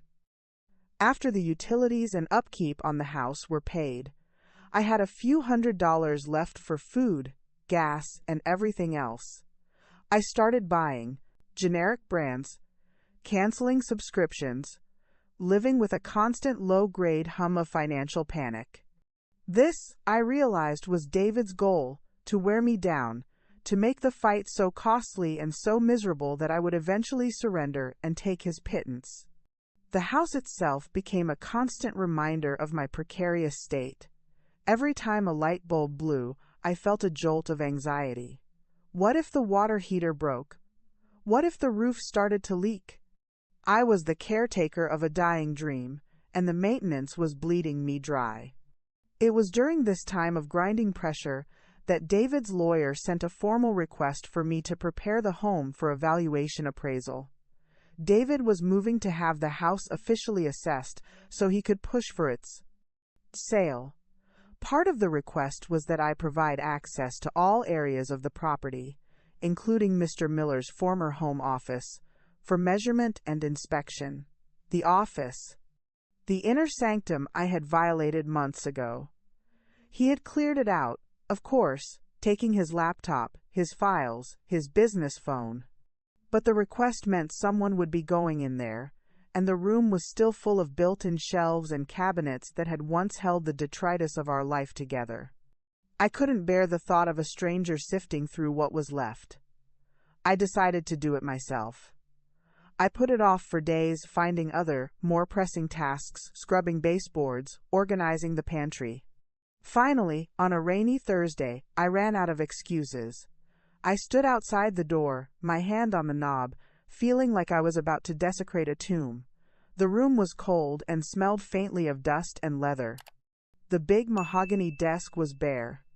The bookshelves, once crammed with business textbooks and binders, were now half empty, holding only a few forgotten novels and some of my own gardening books that had migrated in over the years. It was a ghost of a room. I started with the desk drawers. Empty. The filing cabinets. Empty, save for a few hanging folders containing old manuals for appliances we no longer owned, and warranties for electronics long since discarded. It was as if he had surgically removed every trace of himself, and in doing so had erased the last 25 years of our shared professional life. Frustrated and sad, I moved to the bottom cabinet of the built-in bookshelf, a deep, heavy door that always stuck. I yanked it hard, and it flew open with a groan. This was where we had kept things we never used. Old board games with missing pieces. A box of cassette tapes from the 90 seconds. My wedding dress, sealed in a vacuum bag. And tucked behind the wedding dress, shoved into the very back of the cabinet, was a small, fireproof lockbox. My breath caught. I knew this box. It was an old one, from before we had the wall safe installed. We'd used it for our passports and social security cards. When we got the safe, we'd moved all the important documents, and I thought David had gotten rid of this box. Apparently, he hadn't. I pulled it out. It was heavy. It was locked. My heart began to pound. Why would he keep a locked box, hidden behind a wedding dress he clearly had no sentimental attachment to? What was in it that wasn't important enough for the safe, but too important to throw away? I carried it to the bare desk. The lock was a simple key lock. I searched the desk drawers again, frantically now, running my hands along the tops and bottoms. Nothing. I went through the cabinet again, feeling behind the other boxes. My fingers brushed against something cold and metallic, taped to the very back of the cabinet, a single, small key. My hands were shaking so badly I could barely fit the key into the lock. It turned with a smooth, well-oiled click. I lifted the lid. There were no stacks of cash, no jewels, just a few folders and a single, black, hardcover notebook. I picked up the notebook first. It felt heavy, significant. I opened it. It was a ledger, but not the kind from a business. The pages were filled with David's precise, angular handwriting. It was a personal journal of finances, but unlike any I had ever seen. There were no entries for groceries or mortgage. Instead, I saw dates, amounts, and account numbers I didn't recognize. Asterisk, Jan 15. Transfer to Act 7,821, AT $75,000. Source, Miller Holdings LLC asterisk asterisk. Feb 3. Transfer to Act 4,550 to $120,000. Source, Bonus Concealment asterisk asterisk March 28. Purchase, 14 Willow Lane, Carrington, Nye, $85,000. Down payment. Title, A.M. asterisk. The blood was roaring in my ears. Miller Holdings, LLC. I'd seen that name in the discovery documents. Eleanor said it was a shell company. Bonus concealment. He'd been hiding his bonuses. And then, 14 Willow Lane, Carrington, NY. A property, a down payment, and a title holder, A.M. Who was A.M.? I flipped through the pages, my eyes scanning the entries, my mind struggling to keep up with the scale of the deception. The amounts were staggering. Hundreds of thousands of dollars siphoned off over the last 3 years. This was the transfer. This was the money I wouldn't see a dime of. And then, near the back of the book, tucked into the crease of the binding, was a photograph. I pulled it out. It was a picture of David. He was smiling, a real, unguarded smile I hadn't seen in years. He had his arm around a young woman with dark, glossy hair and a bright, confident smile. She was beautiful, probably in her early 30s. And she was holding a baby, a little girl of about 1, who had David's exact storm gray eyes. The world fell away. The air left my lungs. I stared at the picture, at the happy little family. The date was scrawled on the back in David's handwriting. Lily's first birthday. Lily. I looked back at the ledger. A.M. Anna. Anna, the woman in the picture, and the property. 14 Willow Lane. A home. For them. It all crashed down on me at once. The late nights. The business trips. The secret phone. The text message. It wasn't just an affair. It was a second life. A second family. A wife. A child. A home. He hadn't just been hiding money. He had been building a new world for himself, and he had been funding it by systematically looting our shared life. The betrayal was so vast, so complete, it was almost sublime. He hadn't just fallen out of love with me, he had replaced me. He had created a new, upgraded version of his life, a younger wife, a new daughter, and he was trying to sweep the remnants of the old one, me, into the trash with a $250,000 payoff. I sank into his empty desk chair, the ledger heavy in my lap, the photograph clutched in my trembling hand. I didn't cry. I was beyond tears. I was in a place of pure, cold, crystalline clarity. This was no longer just a divorce. It was a crime scene. And I had just found the murder weapon. I carefully placed the ledger and the photograph back into the lockbox. I closed the lid. I locked it. I didn't call Eleanor immediately. I didn't move. I sat in the silence of his abandoned office, in the house he no longer wanted, surrounded by the ghosts of the life he had discarded, and I made a plan. The hunted had just become the hunter. The discovery in the lockbox wasn't just evidence, it was a map, and it led straight to the heart of David's kingdom of lies, and I was going to burn it to the ground. The lockbox sat on my kitchen counter like a live bomb. I didn't touch it again for a full day. I just stared at it, walking circles around it, as if its mere presence could detonate the last remaining fragments of my sanity. The image of that photograph was burned onto the back of my eyelids. David's genuine smile, the woman's dark hair, the baby's gray eyes. Lily. A name. A person. My husband's daughter. The shock was a physical thing, a cold stone in my gut, but alongside it, a strange, terrifying calm began to settle. The years of vague anxiety, the gaslighting, the accusations of paranoia, it all hadn't just been in my head. I wasn't crazy. I had been right. And now I had proof. On the second day, I called Eleanor Vance. I didn't tell her the details over the phone. I simply said, "I've found something. You need to see it." When she arrived at the house, her sharp eyes took in my composed but pale demeanor. I led her to the kitchen, placed the lockbox on the table, and unlocked it. I watched her face as she first scanned the ledger, her professional composure unwavering, and then as she picked up the photograph. A single, almost imperceptible flicker in her eyes. It wasn't surprise, it was confirmation. "Well," she said, placing the photo down with deliberate care. "This changes everything. It's a second family," I whispered, the words feeling alien and grotesque in my mouth. "It's more than that, Ruth," Eleanor said, her voice low and intent. "This is fraud. Perjury. He's been hiding assets and income on a massive scale. He signed financial affidavits swearing this money didn't exist. That ledger is a roadmap to perjury. And this," she tapped the photograph, "is the motive. He wasn't just building a new life, he was funding it with marital assets. A judge will eviscerate him for this."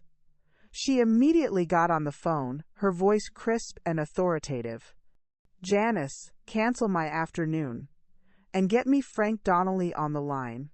Yes, the private investigator. Tell him it's urgent." Frank Donnelly was a man who looked like he'd been carved from a block of granite. He was in his late 50s, with a weathered face, calm eyes, and a handshake that could crush bone. He arrived at Eleanor's office within the hour, and we sat around her conference table, the ledger and photograph between us like a sacred text. "Frank, we need to identify A.M., Eleanor said, sliding the photograph toward him. "We have a property address in Carrington, New York, 14 Willow Lane. And we have this." Frank studied the photograph, then the ledger entries. He didn't react. He simply absorbed the information. "Carrington's a small town. Quiet. This shouldn't be too difficult. I'll need a few days." Those few days were an eternity. I moved through my life like an automaton. I paid the bills with David's temporary support money, the irony a bitter taste in my mouth. I avoided my aunts, not ready to voice the unspeakable truth to their horrified faces. I was a vessel containing a terrible secret, and the pressure was building. When Frank called, his voice was as calm and uninflected as ever. "I have your information. Can you come to the office?" Sitting in the same conference room, Frank laid out his findings with the efficiency of a military briefing. He placed a new photograph on the table. It was a clearer, more recent shot of the same woman, taken outside a coffee shop in Carrington. She was stylish, confident. Anya Markov, Frank said, 34 years old. Former marketing executive from New York City. She left her job about 3 years ago, right around the time the large transfers in the ledger begin. She owns the property at 14 Willow Lane, free and clear. The deed was transferred to her from a shell company linked to your husband 18 months ago. He placed another document on the table, a birth certificate. For Lily Markoff Miller. Father, David Miller. The name made me flinch. Miller. He had given her his name, our name. And this, Frank said, his final piece of evidence, the most devastating of all. It was a copy of a marriage certificate from the Cayman Islands. David Miller and Anya Markov. The date was 2 years ago. 2 years. While he was still sharing my bed, my home, my life, he had married another woman. I had become the other woman in my own marriage. The bigamist wife. The room swam. I gripped the edge of the table. Eleanor's hand was on my arm, a steadying pressure. "He's a bigamist," Eleanor said, her voice cold with fury. "And he's committed massive fraud. This isn't just about getting you a fair settlement anymore, Ruth. This is about putting him in jail."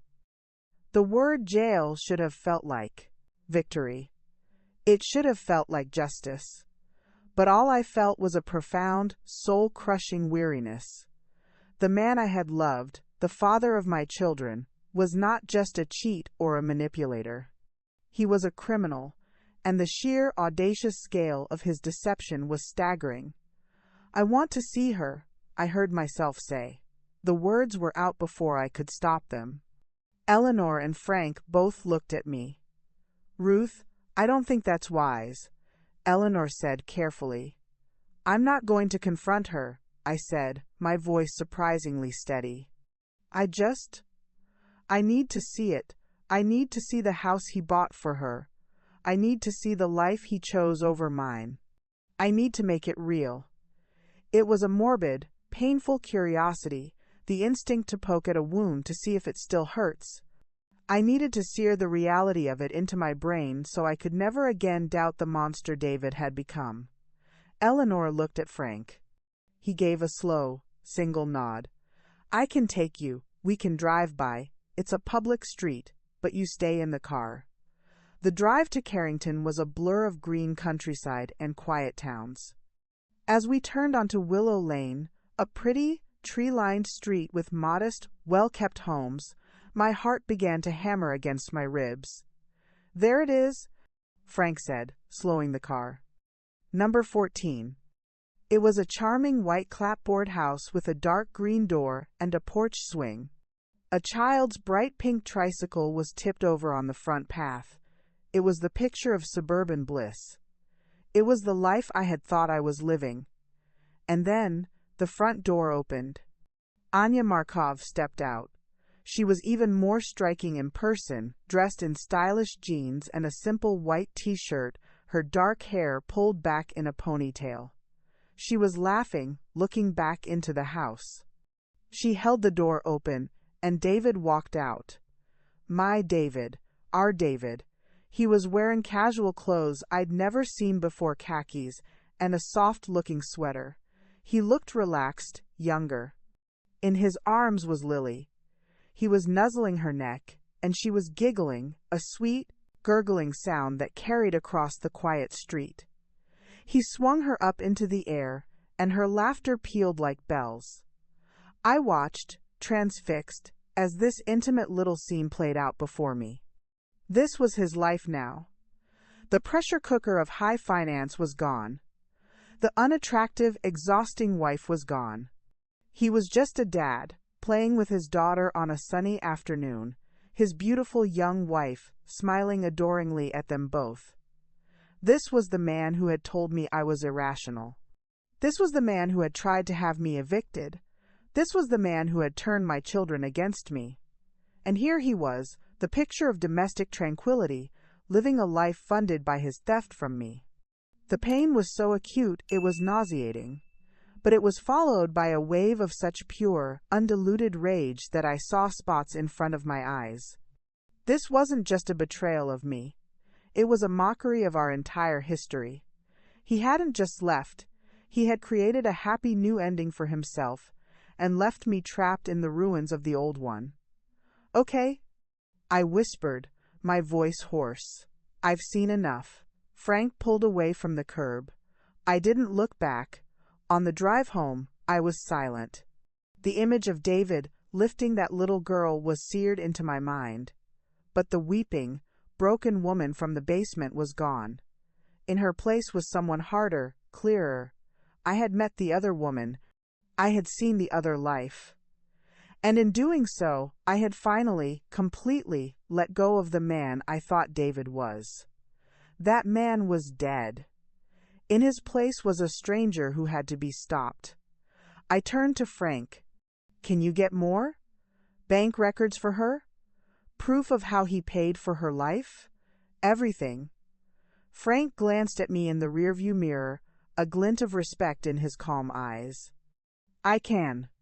Good, I said. I looked out the window at the passing world. I want it all. I want to bury him.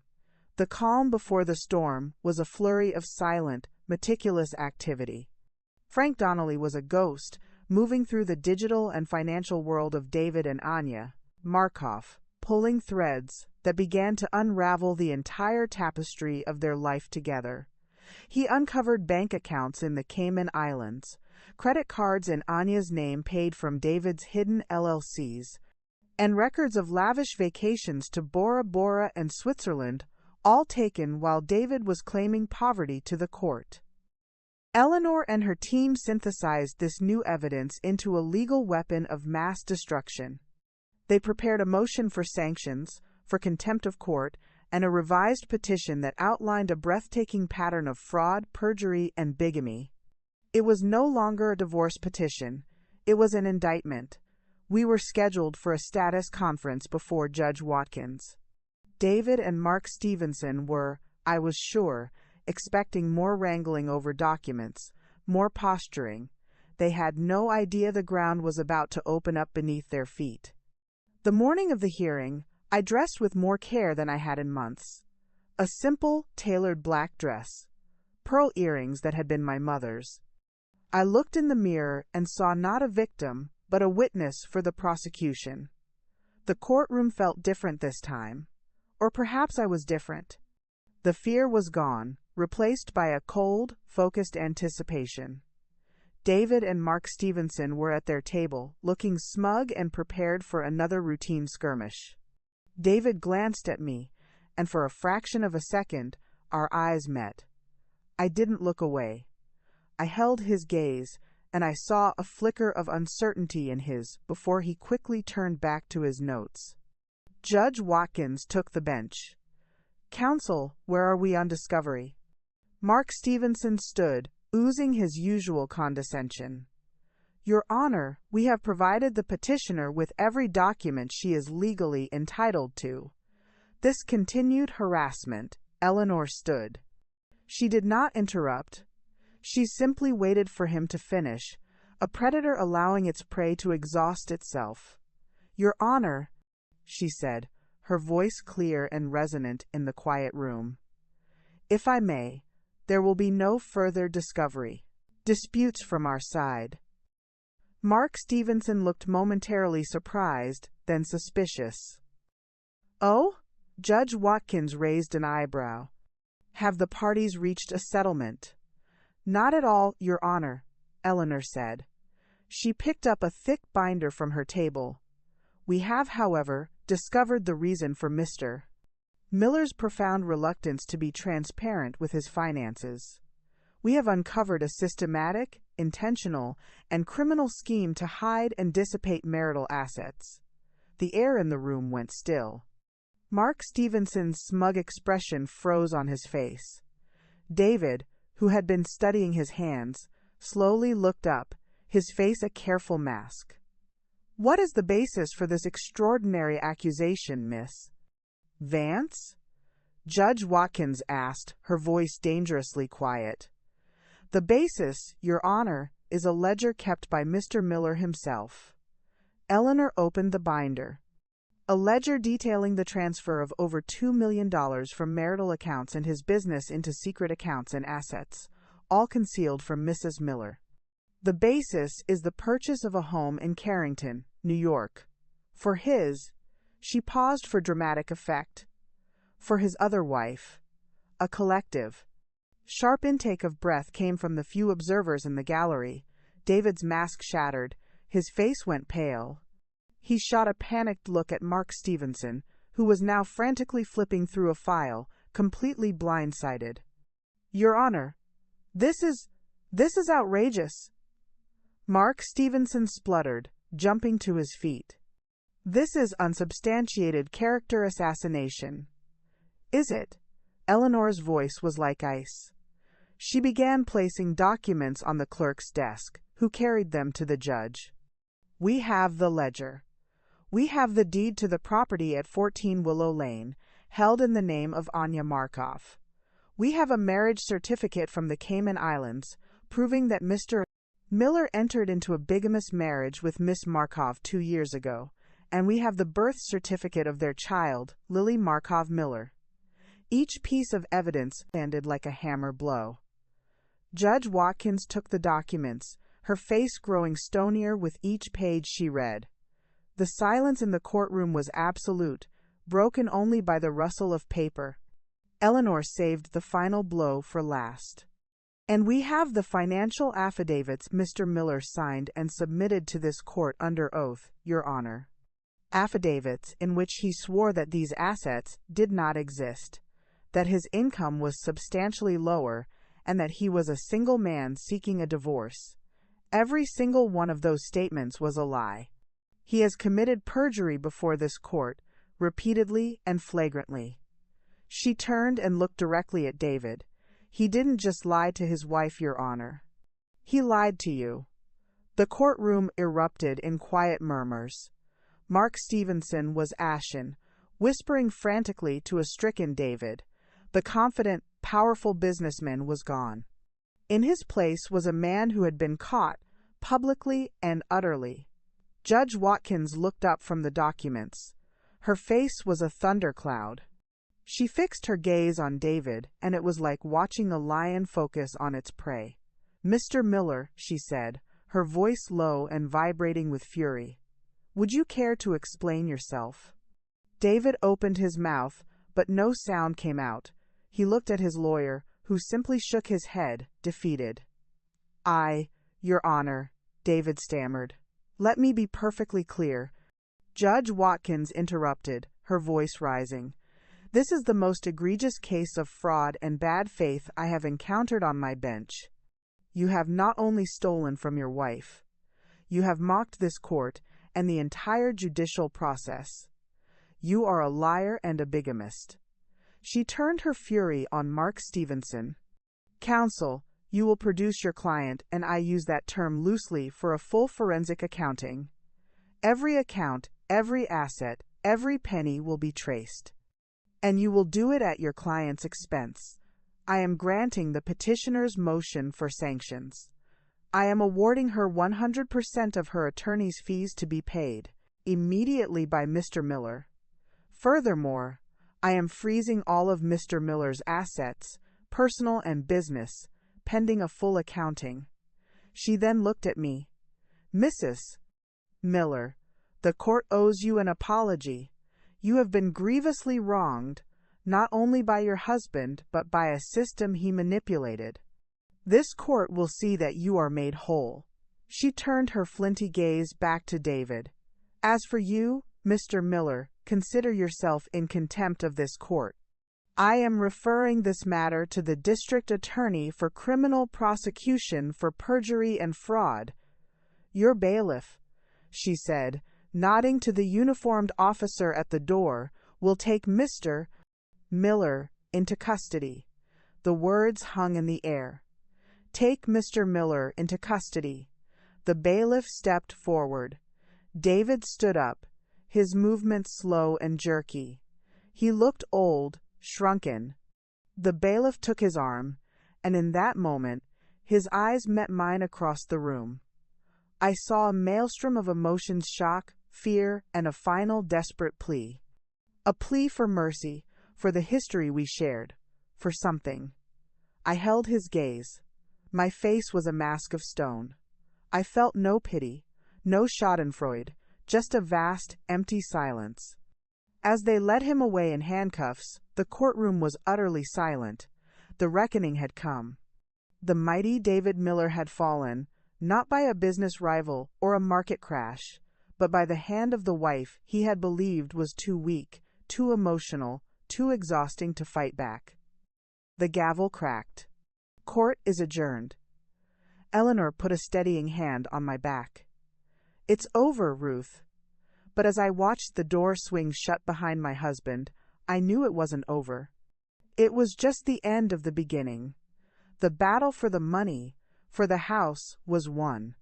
But the war for my soul, for my future, and for the shattered pieces of my family was just beginning.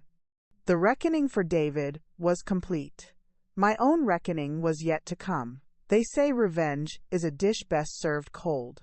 Watching David being led from the courtroom in handcuffs was a moment of such profound, icy satisfaction that it should have sustained me for a lifetime. The gasps from the gallery, the look of utter devastation on his face, the sheer, public humiliation of it. It was the climax of every revenge fantasy I'd secretly harbored in my darkest moments. But as the heavy door swung shut behind him, the feeling that flooded me wasn't triumph. It was hollow. It was the silence after the explosion, a landscape of dust and rubble. The legal machinery, once set in motion, ground forward with a relentless, impersonal efficiency. David was processed, booked, and, after a frantic bail hearing where his new, even more expensive criminal lawyer argued his ties to the community, released on a staggering bond. The community he was tied to, of course, was now looking at him with a mixture of horror and schadenfreude. The news of his arrest made the business section of the paper. A small but damning article about prominent real estate developer facing fraud and perjury charges. His reputation, that carefully constructed edifice of success and respectability, was in ruins. But the true karmic twist, the one that felt less like justice and more like the universe itself was correcting a grave imbalance, didn't come from the courts. It came from the very foundation of his new life, Anya Markov. With all of David's assets frozen by Judge Watkins's order, the money faucet was abruptly, completely turned off. The secret accounts in the Caymans were inaccessible. The shell companies were paralyzed.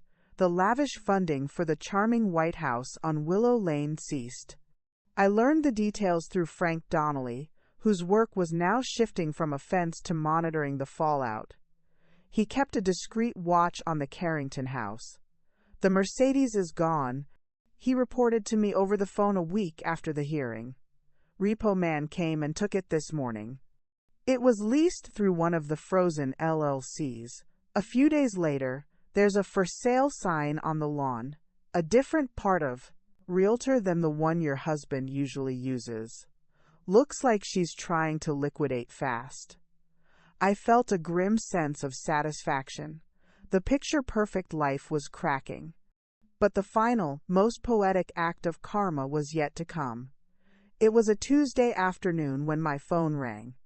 I didn't recognize the number, but it had a New York area code. A cold dread washed over me. It had to be her, Anya. I let it go to voicemail. A minute later, a notification popped up. A voicemail. My heart hammered as I pressed play, holding the phone away from my ear as if it were venomous. The voice that came through was not the confident, laughing woman I'd seen on the porch. It was sharp, strained, and laced with a panicked fury. "Ruth Miller, this is Anya. Anya Markov." She said her name as if I should know it, as if we were rivals in some grand social circle. "Look, I know we got off on the wrong foot, but we need to talk. David he's useless. He's telling me there's no money, that everything is frozen, but that can't be right. He promised us. I have a child to think about." I stared at the phone, stunned. The sheer audacity, the wrong foot.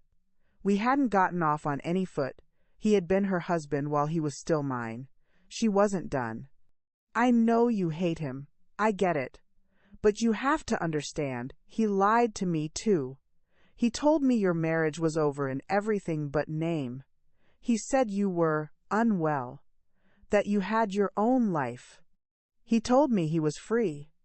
A bitter laugh escaped my lips. He had used the same script, just changing the names. I was the unwell wife to her, just as she had been the business venture to me. Her voice rose, becoming shrill. He bought me that house. It's in my name. You can't take that from me. It's mine. And Lily, she's his daughter. She deserves to be provided for. You're not the only victim here, you know. And there it was. The stunning lack of self-awareness. The complete refusal to see her own role in the more destruction. She wasn't a naive victim. She was a willing participant who had simply gotten a bad deal. She had believed the fantasy he was selling, and now that the funding had dried up, the fantasy was collapsing, and she was furious. I deleted the voicemail. My hands were trembling, but not with anger. With a profound, weary pity. For her, for the little girl, for the whole sordid mess. David hadn't just broken one family. He had built another on the same foundation of lies, and it was crumbling just as fast. I called Eleanor and played the voicemail for her over speakerphone. Classic, Eleanor said, her tone dry. The other woman often believes the narrative until the money runs out. She has no legal standing here. The house was purchased with marital assets while he was still married to you. It's yours, Ruth. All of it. The judge will see it that way. Anya is just another creditor, and she's at the very back of the line. The karma didn't stop with Anya. David's business, built on a reputation of sharp dealing and unshakable success, began to implode. The news of his criminal charges was a poison pill. Partners pulled out of deals. Lenders called in loans. The vultures were circling. The very empire he had supposedly been protecting from my greed was collapsing under the weight of his own deceit. Auntie Clara, when I finally went to see my aunts and told them the whole unbelievable story, summed it up with her typical blunt wisdom. She listened, her sharp eyes missing nothing, sipping her tea. A house built on lies has no foundation, she said, setting her cup down with a definitive click. He didn't just lie to you, Ruth. He lied to his business partners, to the bank, to the court, to that poor, foolish girl, and most of all, to himself. A man like that, he eventually trips over his own web. You didn't destroy him. You just held up a mirror and showed him the monster he'd become. The destruction was his own doing. Auntie Grace was weeping, softly, clutching my hand. Oh, my dear girl, to carry all that, alone, that awful man. And that poor baby, caught in the middle. I thought of Lily, the little girl with David's eyes. She was innocent in all this. A part of me, the mother that had never truly gone away, ached for her. The life she knew was disappearing, and it was her father's fault. The karma for David would be knowing that his actions had brought instability and hardship to his new daughter, just as they had to his first family. The final twist came via a letter from Liam. It arrived in a plain white envelope, my name written in his familiar, slashing handwriting. I held it for a long time, afraid to open it. Was it more accusations, more anger? With trembling fingers, I tore it open. Mom, I don't even know how to start this. I've been doing a lot of thinking, a lot. When Dad was arrested, it was like the world turned upside down. Everything he told us, everything we believed, it was all a lie. He told us you were unstable. He told us you were trying to ruin him. We believed him.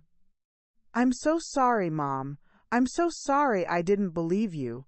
I'm sorry. I said those things in the deposition. I was trying to be loyal to him, but I was just being a fool.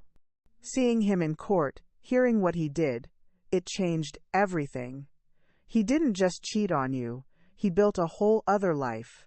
He lied to the judge. He stole from you, from us. How could he do that? How could he look me in the eye and tell me to be a man of integrity while he was doing all that? I feel like I don't know anything anymore. The dad I looked up to was a phantom. The family I thought we had was a stage set. I don't know if you can ever forgive me. I don't know if I deserve it. But I wanted you to know that I see the truth now. And I'm so sorry. Love. Liam, I read the letter 3 times, the words blurring through my tears. This wasn't the karma of financial ruin or public shame. This was the karmic twist that cut deeper than any other. David had won the battle for our son's loyalty through lies and manipulation. But in the end, the truth had proven more powerful. He had lost his son. Not to me, but to his own actions. I held the letter to my chest, the paper damp with my tears. It wasn't a victory. It was a tragedy. But in that tragedy was a seed of something new. A chance for healing. The universe, in its strange, painful way, was not just punishing the guilty. It was beginning to restore what had been broken. The karma was complete. David had been hoisted by his own petard. Every lie, every manipulation, every act of betrayal had boomeranged back to him, leaving him with a failed business, a furious second wife, a crumbling new life, and the disillusionment of his firstborn son. As I sat in my quiet kitchen, the house that was now unquestionably mine, I realized the hollowness I felt was because revenge is not a sustenance, it's a purge. It cleanses the system of poison, but it doesn't feed the soul. David had received his karmic reckoning.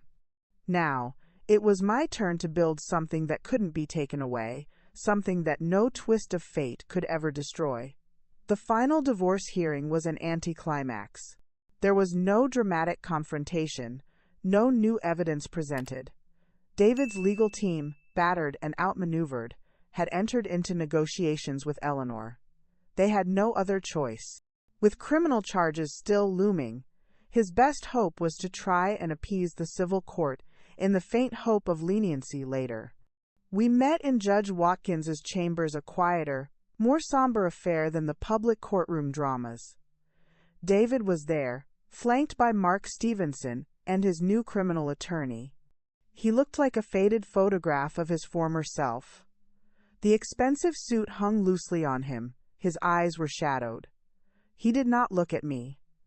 Judge Watkins reviewed the settlement agreement. It was everything Eleanor had fought for, and more.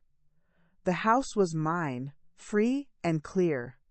I was awarded a lump sum, payment from what remained of the liquidated assets, a sum that was not just comfortable, but that provided genuine security for the rest of my life. My legal fees were paid. My name was restored to investment accounts that had been solely in his name. The ledger, the photograph, the evidence of the second family, it had all been leveraged into a clean, total victory. The court finds this agreement to be fair and equitable under the extraordinary circumstances of this case, Judge Watkins said, her voice firm. She signed the decree with a swift, decisive stroke. The marriage of Ruth Ann Miller and David James Miller is hereby dissolved. It was over. With the scratch of a pen, 25 years of my life were legally terminated. I was no longer Mrs. David Miller. I was just Ruth Miller. We filed out of the chambers. In the hallway, there was a moment of awkward stillness. David stood a few feet away, his lawyers speaking to him in low, urgent tones. He finally turned and looked at me. The contempt was gone. The fury was gone. All that was left was a hollowed-out exhaustion. And something else, a flicker of something that might have been regret, or perhaps just the stunned realization of his own comprehensive defeat. He opened his mouth, as if to speak, but no words came out. What could he possibly say? "I'm sorry" would be an insult. Goodbye was irrelevant. He simply gave a slight, almost imperceptible shake of his head, then turned and walked away down the long marble corridor, his lawyers trailing behind him. I watched him go, and I felt nothing. No hatred, no love, no connection. He was a stranger. Eleanor squeezed my arm. "It's done, Ruth. you're free. Free. The word echoed in the silent space he had left behind. What did it mean? The first thing I did when I got home was go to the mailbox. For months, it had been a source of dread, disgorging legal threats and bills. Today, there was a single, thick envelope. From the county clerk, I opened it right there, at the end of the driveway. It was the new deed to the house. I unfolded the stiff parchment. And there it was in beautiful, official calligraphy. Ruthana Miller, a single woman, a single woman. The words didn't feel lonely. They felt powerful. They felt true. This house, this soil, these walls, they were mine. Not ours. Mine. I spent the next week in a whirlwind of symbolic acts. I hired a painter and had the exterior of the house repainted from a conservative beige to a warm, welcoming sage green. I donated all of David's remaining clothes to charity. I took the wedding album from the basement and, without melodrama or anger, placed it in the recycling bin. I didn't burn it, I simply let it go. It was evidence from a closed case. I called Liam. Hearing his voice, thick with emotion, we talked for over an hour. It was stilted and painful at times, full of his guilt and my cautious forgiveness, but it was a beginning. The bridge had been burned, but we were both standing on our respective riverbanks, willing to build a new one. Chloe was harder. She sent a brief, formal text. I heard the divorce is final. I hope you are well. It was distant, careful. The damage David had inflicted by forcing her to testify, by making her choose, ran deep. She was still hiding in the complicated narrative he had built for her. I replied simply, I am. I love you, and I'm always here. I had to leave the door open and trust that, in time, she would find her way back through it. One afternoon, I was in the backyard, wrestling with a stubborn, overgrown rose bush that had been neglected for years. The thorns tore at my gloves, the roots were entrenched and resistant.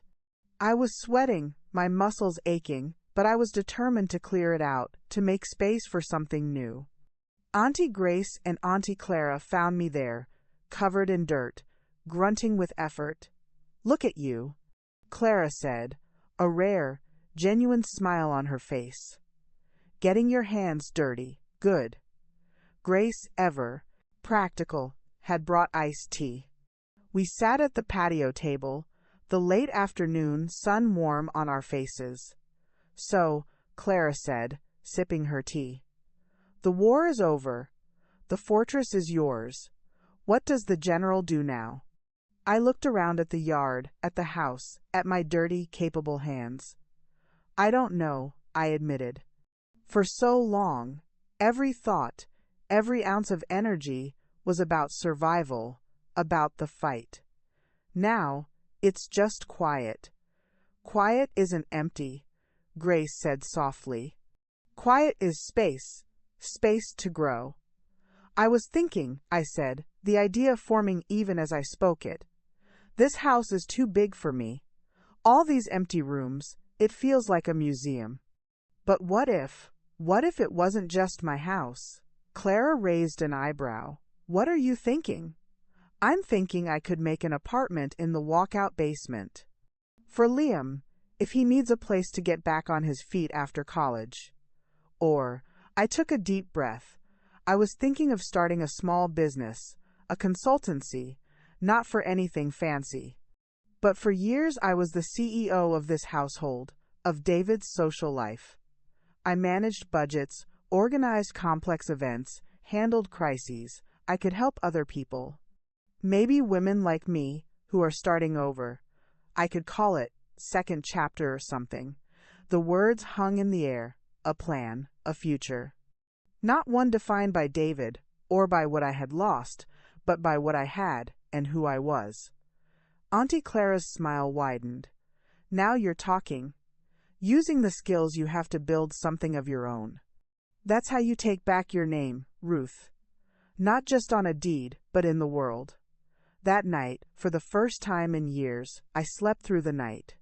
Not the dead, exhausted sleep of defeat, but the deep, restorative sleep of peace. When I woke, the sun was streaming into my bedroom, and the silence of the house felt not like loneliness, but like possibility.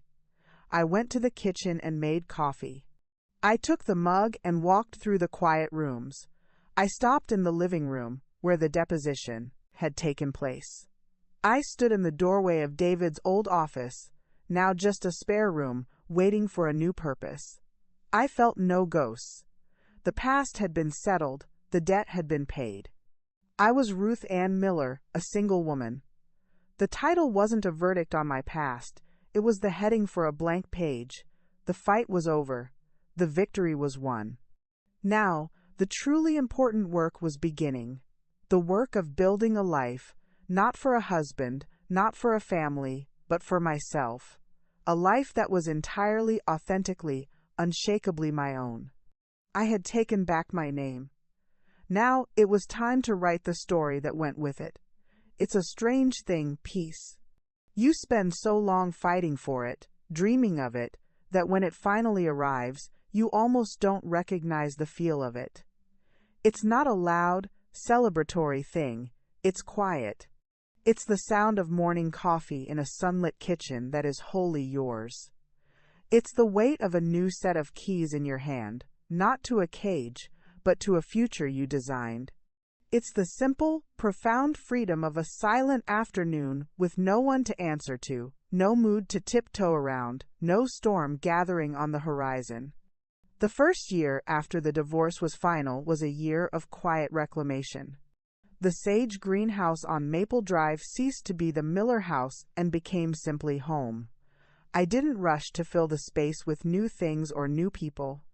I spent time learning the rhythms of the house without David in it, where the sun fell at 4 o'clock, the particular creak of the fifth stair, the way the wind whistled through the pine tree in the back corner during a storm.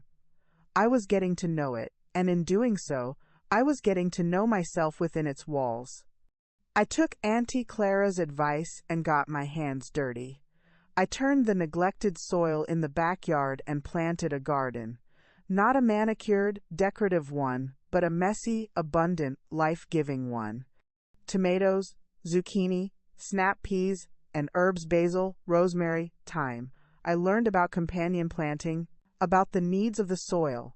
My mother's spirit seemed to walk with me there, her hands guiding mine as I buried seeds and prayed for rain. The earth didn't judge, didn't lie, didn't betray. It simply was, and what you put into it, with patience and care, it would return to you 100-fold. Second chapter, my little consultancy, started slowly. I didn't put an ad in the paper. I simply told my story, quietly, to a few women I trusted at the library, at the garden center. Word spread in that mysterious way it does among women who are navigating similar transitions. I helped Brenda, a widow, untangle the knot of her late husband's finances. I helped Sarah, a newly divorced mother of 2, create a budget and a plan to re-enter the workforce. I didn't have an MBA, but I had a Ph.D. in survival. I had a roadmap through the desert, and I could share it.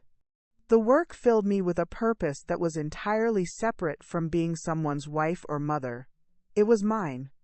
Every invoice I sent, every problem I helped solve, was a brick in the new foundation I was building.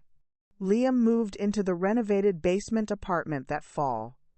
It was awkward at first, a tentative dance of 2 people learning a new relationship. He was contrite, carrying the weight of his past judgment. I was careful, my heart still bearing the scars of his betrayal. But we tried. We shared quiet dinners. He helped me with the heavy lifting in the garden. We started to talk, not about the past, but about the present, his hopes, his fears, my new business, my garden. Slowly, carefully, we began to build a new kind of bond, not of a mother and a dependent child, but of 2 adults who had been through a fire and were learning to trust each other in the ashes. Chloe remained a quiet ache in my heart.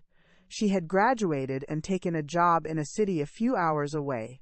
Her communication was sparse, a text on a birthday, a brief email at Christmas. I never stopped reaching out.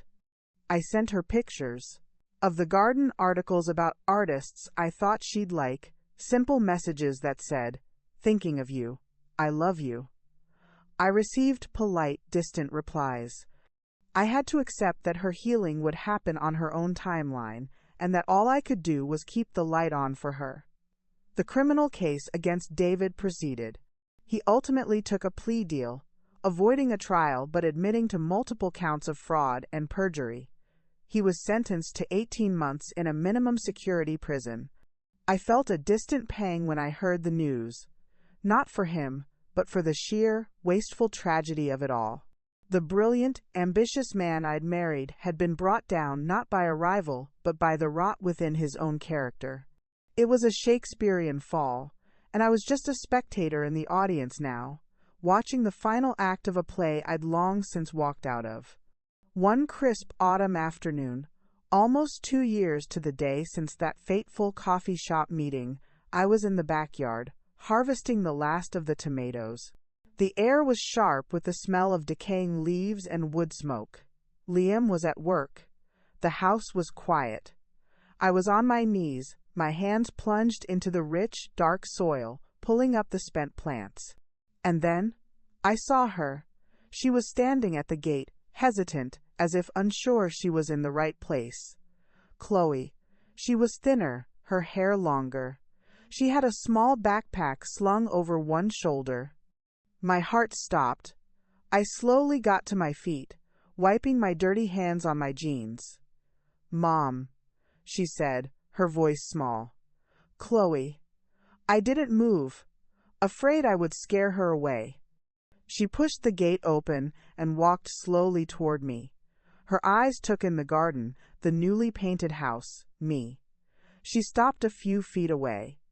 "The house looks different," she said. "I painted it. I like it." She hugged her arms around herself. I was driving through, I thought. I don't know what I thought. "I'm glad you're here," I said, and the truth of those simple words nearly buckled my knees. Tears welled in her eyes. "I'm so sorry, Mom. For everything, for what I said, what I did. I was so confused. He was my dad, and he was telling me one thing, and you were." And I closed the distance between us and opened my arms. She fell into them, sobbing, her body shaking with the force of a grief she'd been carrying for years. I held her, my own tears falling into her hair, stroking her back as I had when she was a little girl with a nightmare. "It's okay, baby," I whispered. "It's okay. You're home." We sat on the back steps for a long time, as the sun dipped below the fence. She told me everything. How David had manipulated her, playing on her insecurities, telling her I was jealous of her bond with him, that I had never truly seen her as my own. How lost she had felt after the deposition, how the guilt had eaten at her until she couldn't face me. She told me about her therapy, her slow, painful journey to untangle the lies from the truth. "The truth is," she said, her voice raw, "you were always my mom. The only one I ever really had. I was just too scared and too stupid to see it." "You were never stupid," I said, taking her hand. It was cold. I warmed it between my own. "You were caught in a crossfire, and you found your way back. That's all that matters." She stayed for dinner. Liam came home and, seeing his sister at the table, broke into a wide, relieved grin. The three of us ate together, the conversation stilted at first, then easing into something that felt, for the first time in years, like a family. It was fractured, patched together, and scarred, but it was real. It was ours. After they both went to their respective parts of the house, I stood at the kitchen sink, looking out at the dark garden. The moon was high and bright, silvering the fallen leaves.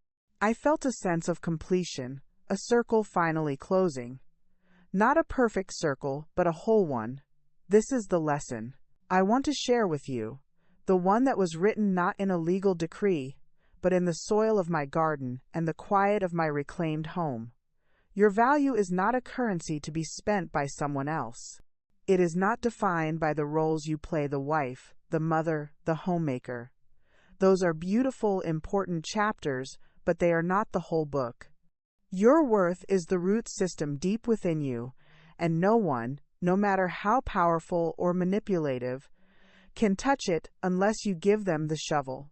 When someone shows you who they are, believe them the first time. The forgotten anniversary, the coldness, the dismissive words, they are not anomalies. They are clues. Do not explain them away.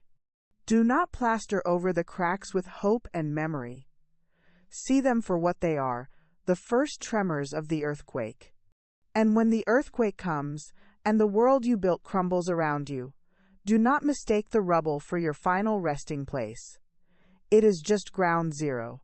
It is the soil. And, from that soil, no matter how broken and barren it seems, you can grow something new, something stronger, something that is entirely, authentically yours. It will be hard.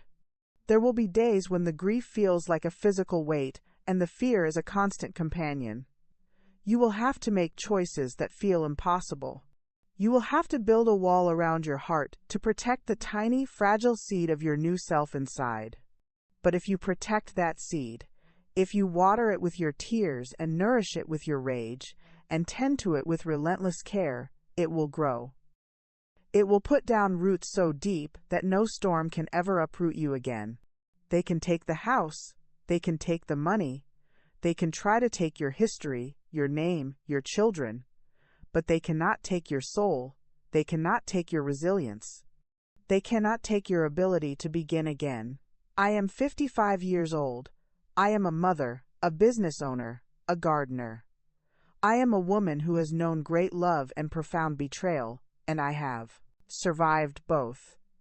The past is a place I visit sometimes, like an old country I once lived in. I acknowledge its beauty and its pain, but I no longer live there. My life now is not a revenge fantasy. It is not a monument to what David did to me. It is a testament to what I did for myself. It is quieter, simpler, and infinitely more precious. The world will tell you that a story like mine ends with the victory in court, with the exposure of the villain, with the triumphant reclaiming of the fortune. But that's not the real story. The real story begins the day you stop fighting the old war and start planting your new garden. The real victory is not in what you take back, but in what you create from the ashes. So, if you are in the rubble now, if you are kneeling in the broken pieces of the life you knew, I am here to tell you, look down, see the soil beneath your knees. It is rich with possibility. Take a seed, the tiniest dream, the smallest hope, and press it into the earth, and then, my dear, begin to grow. Up next, 2 more incredible stories are waiting for you right on your screen. If you enjoyed this one, you won't want to miss these. Just click to watch and don't forget to subscribe.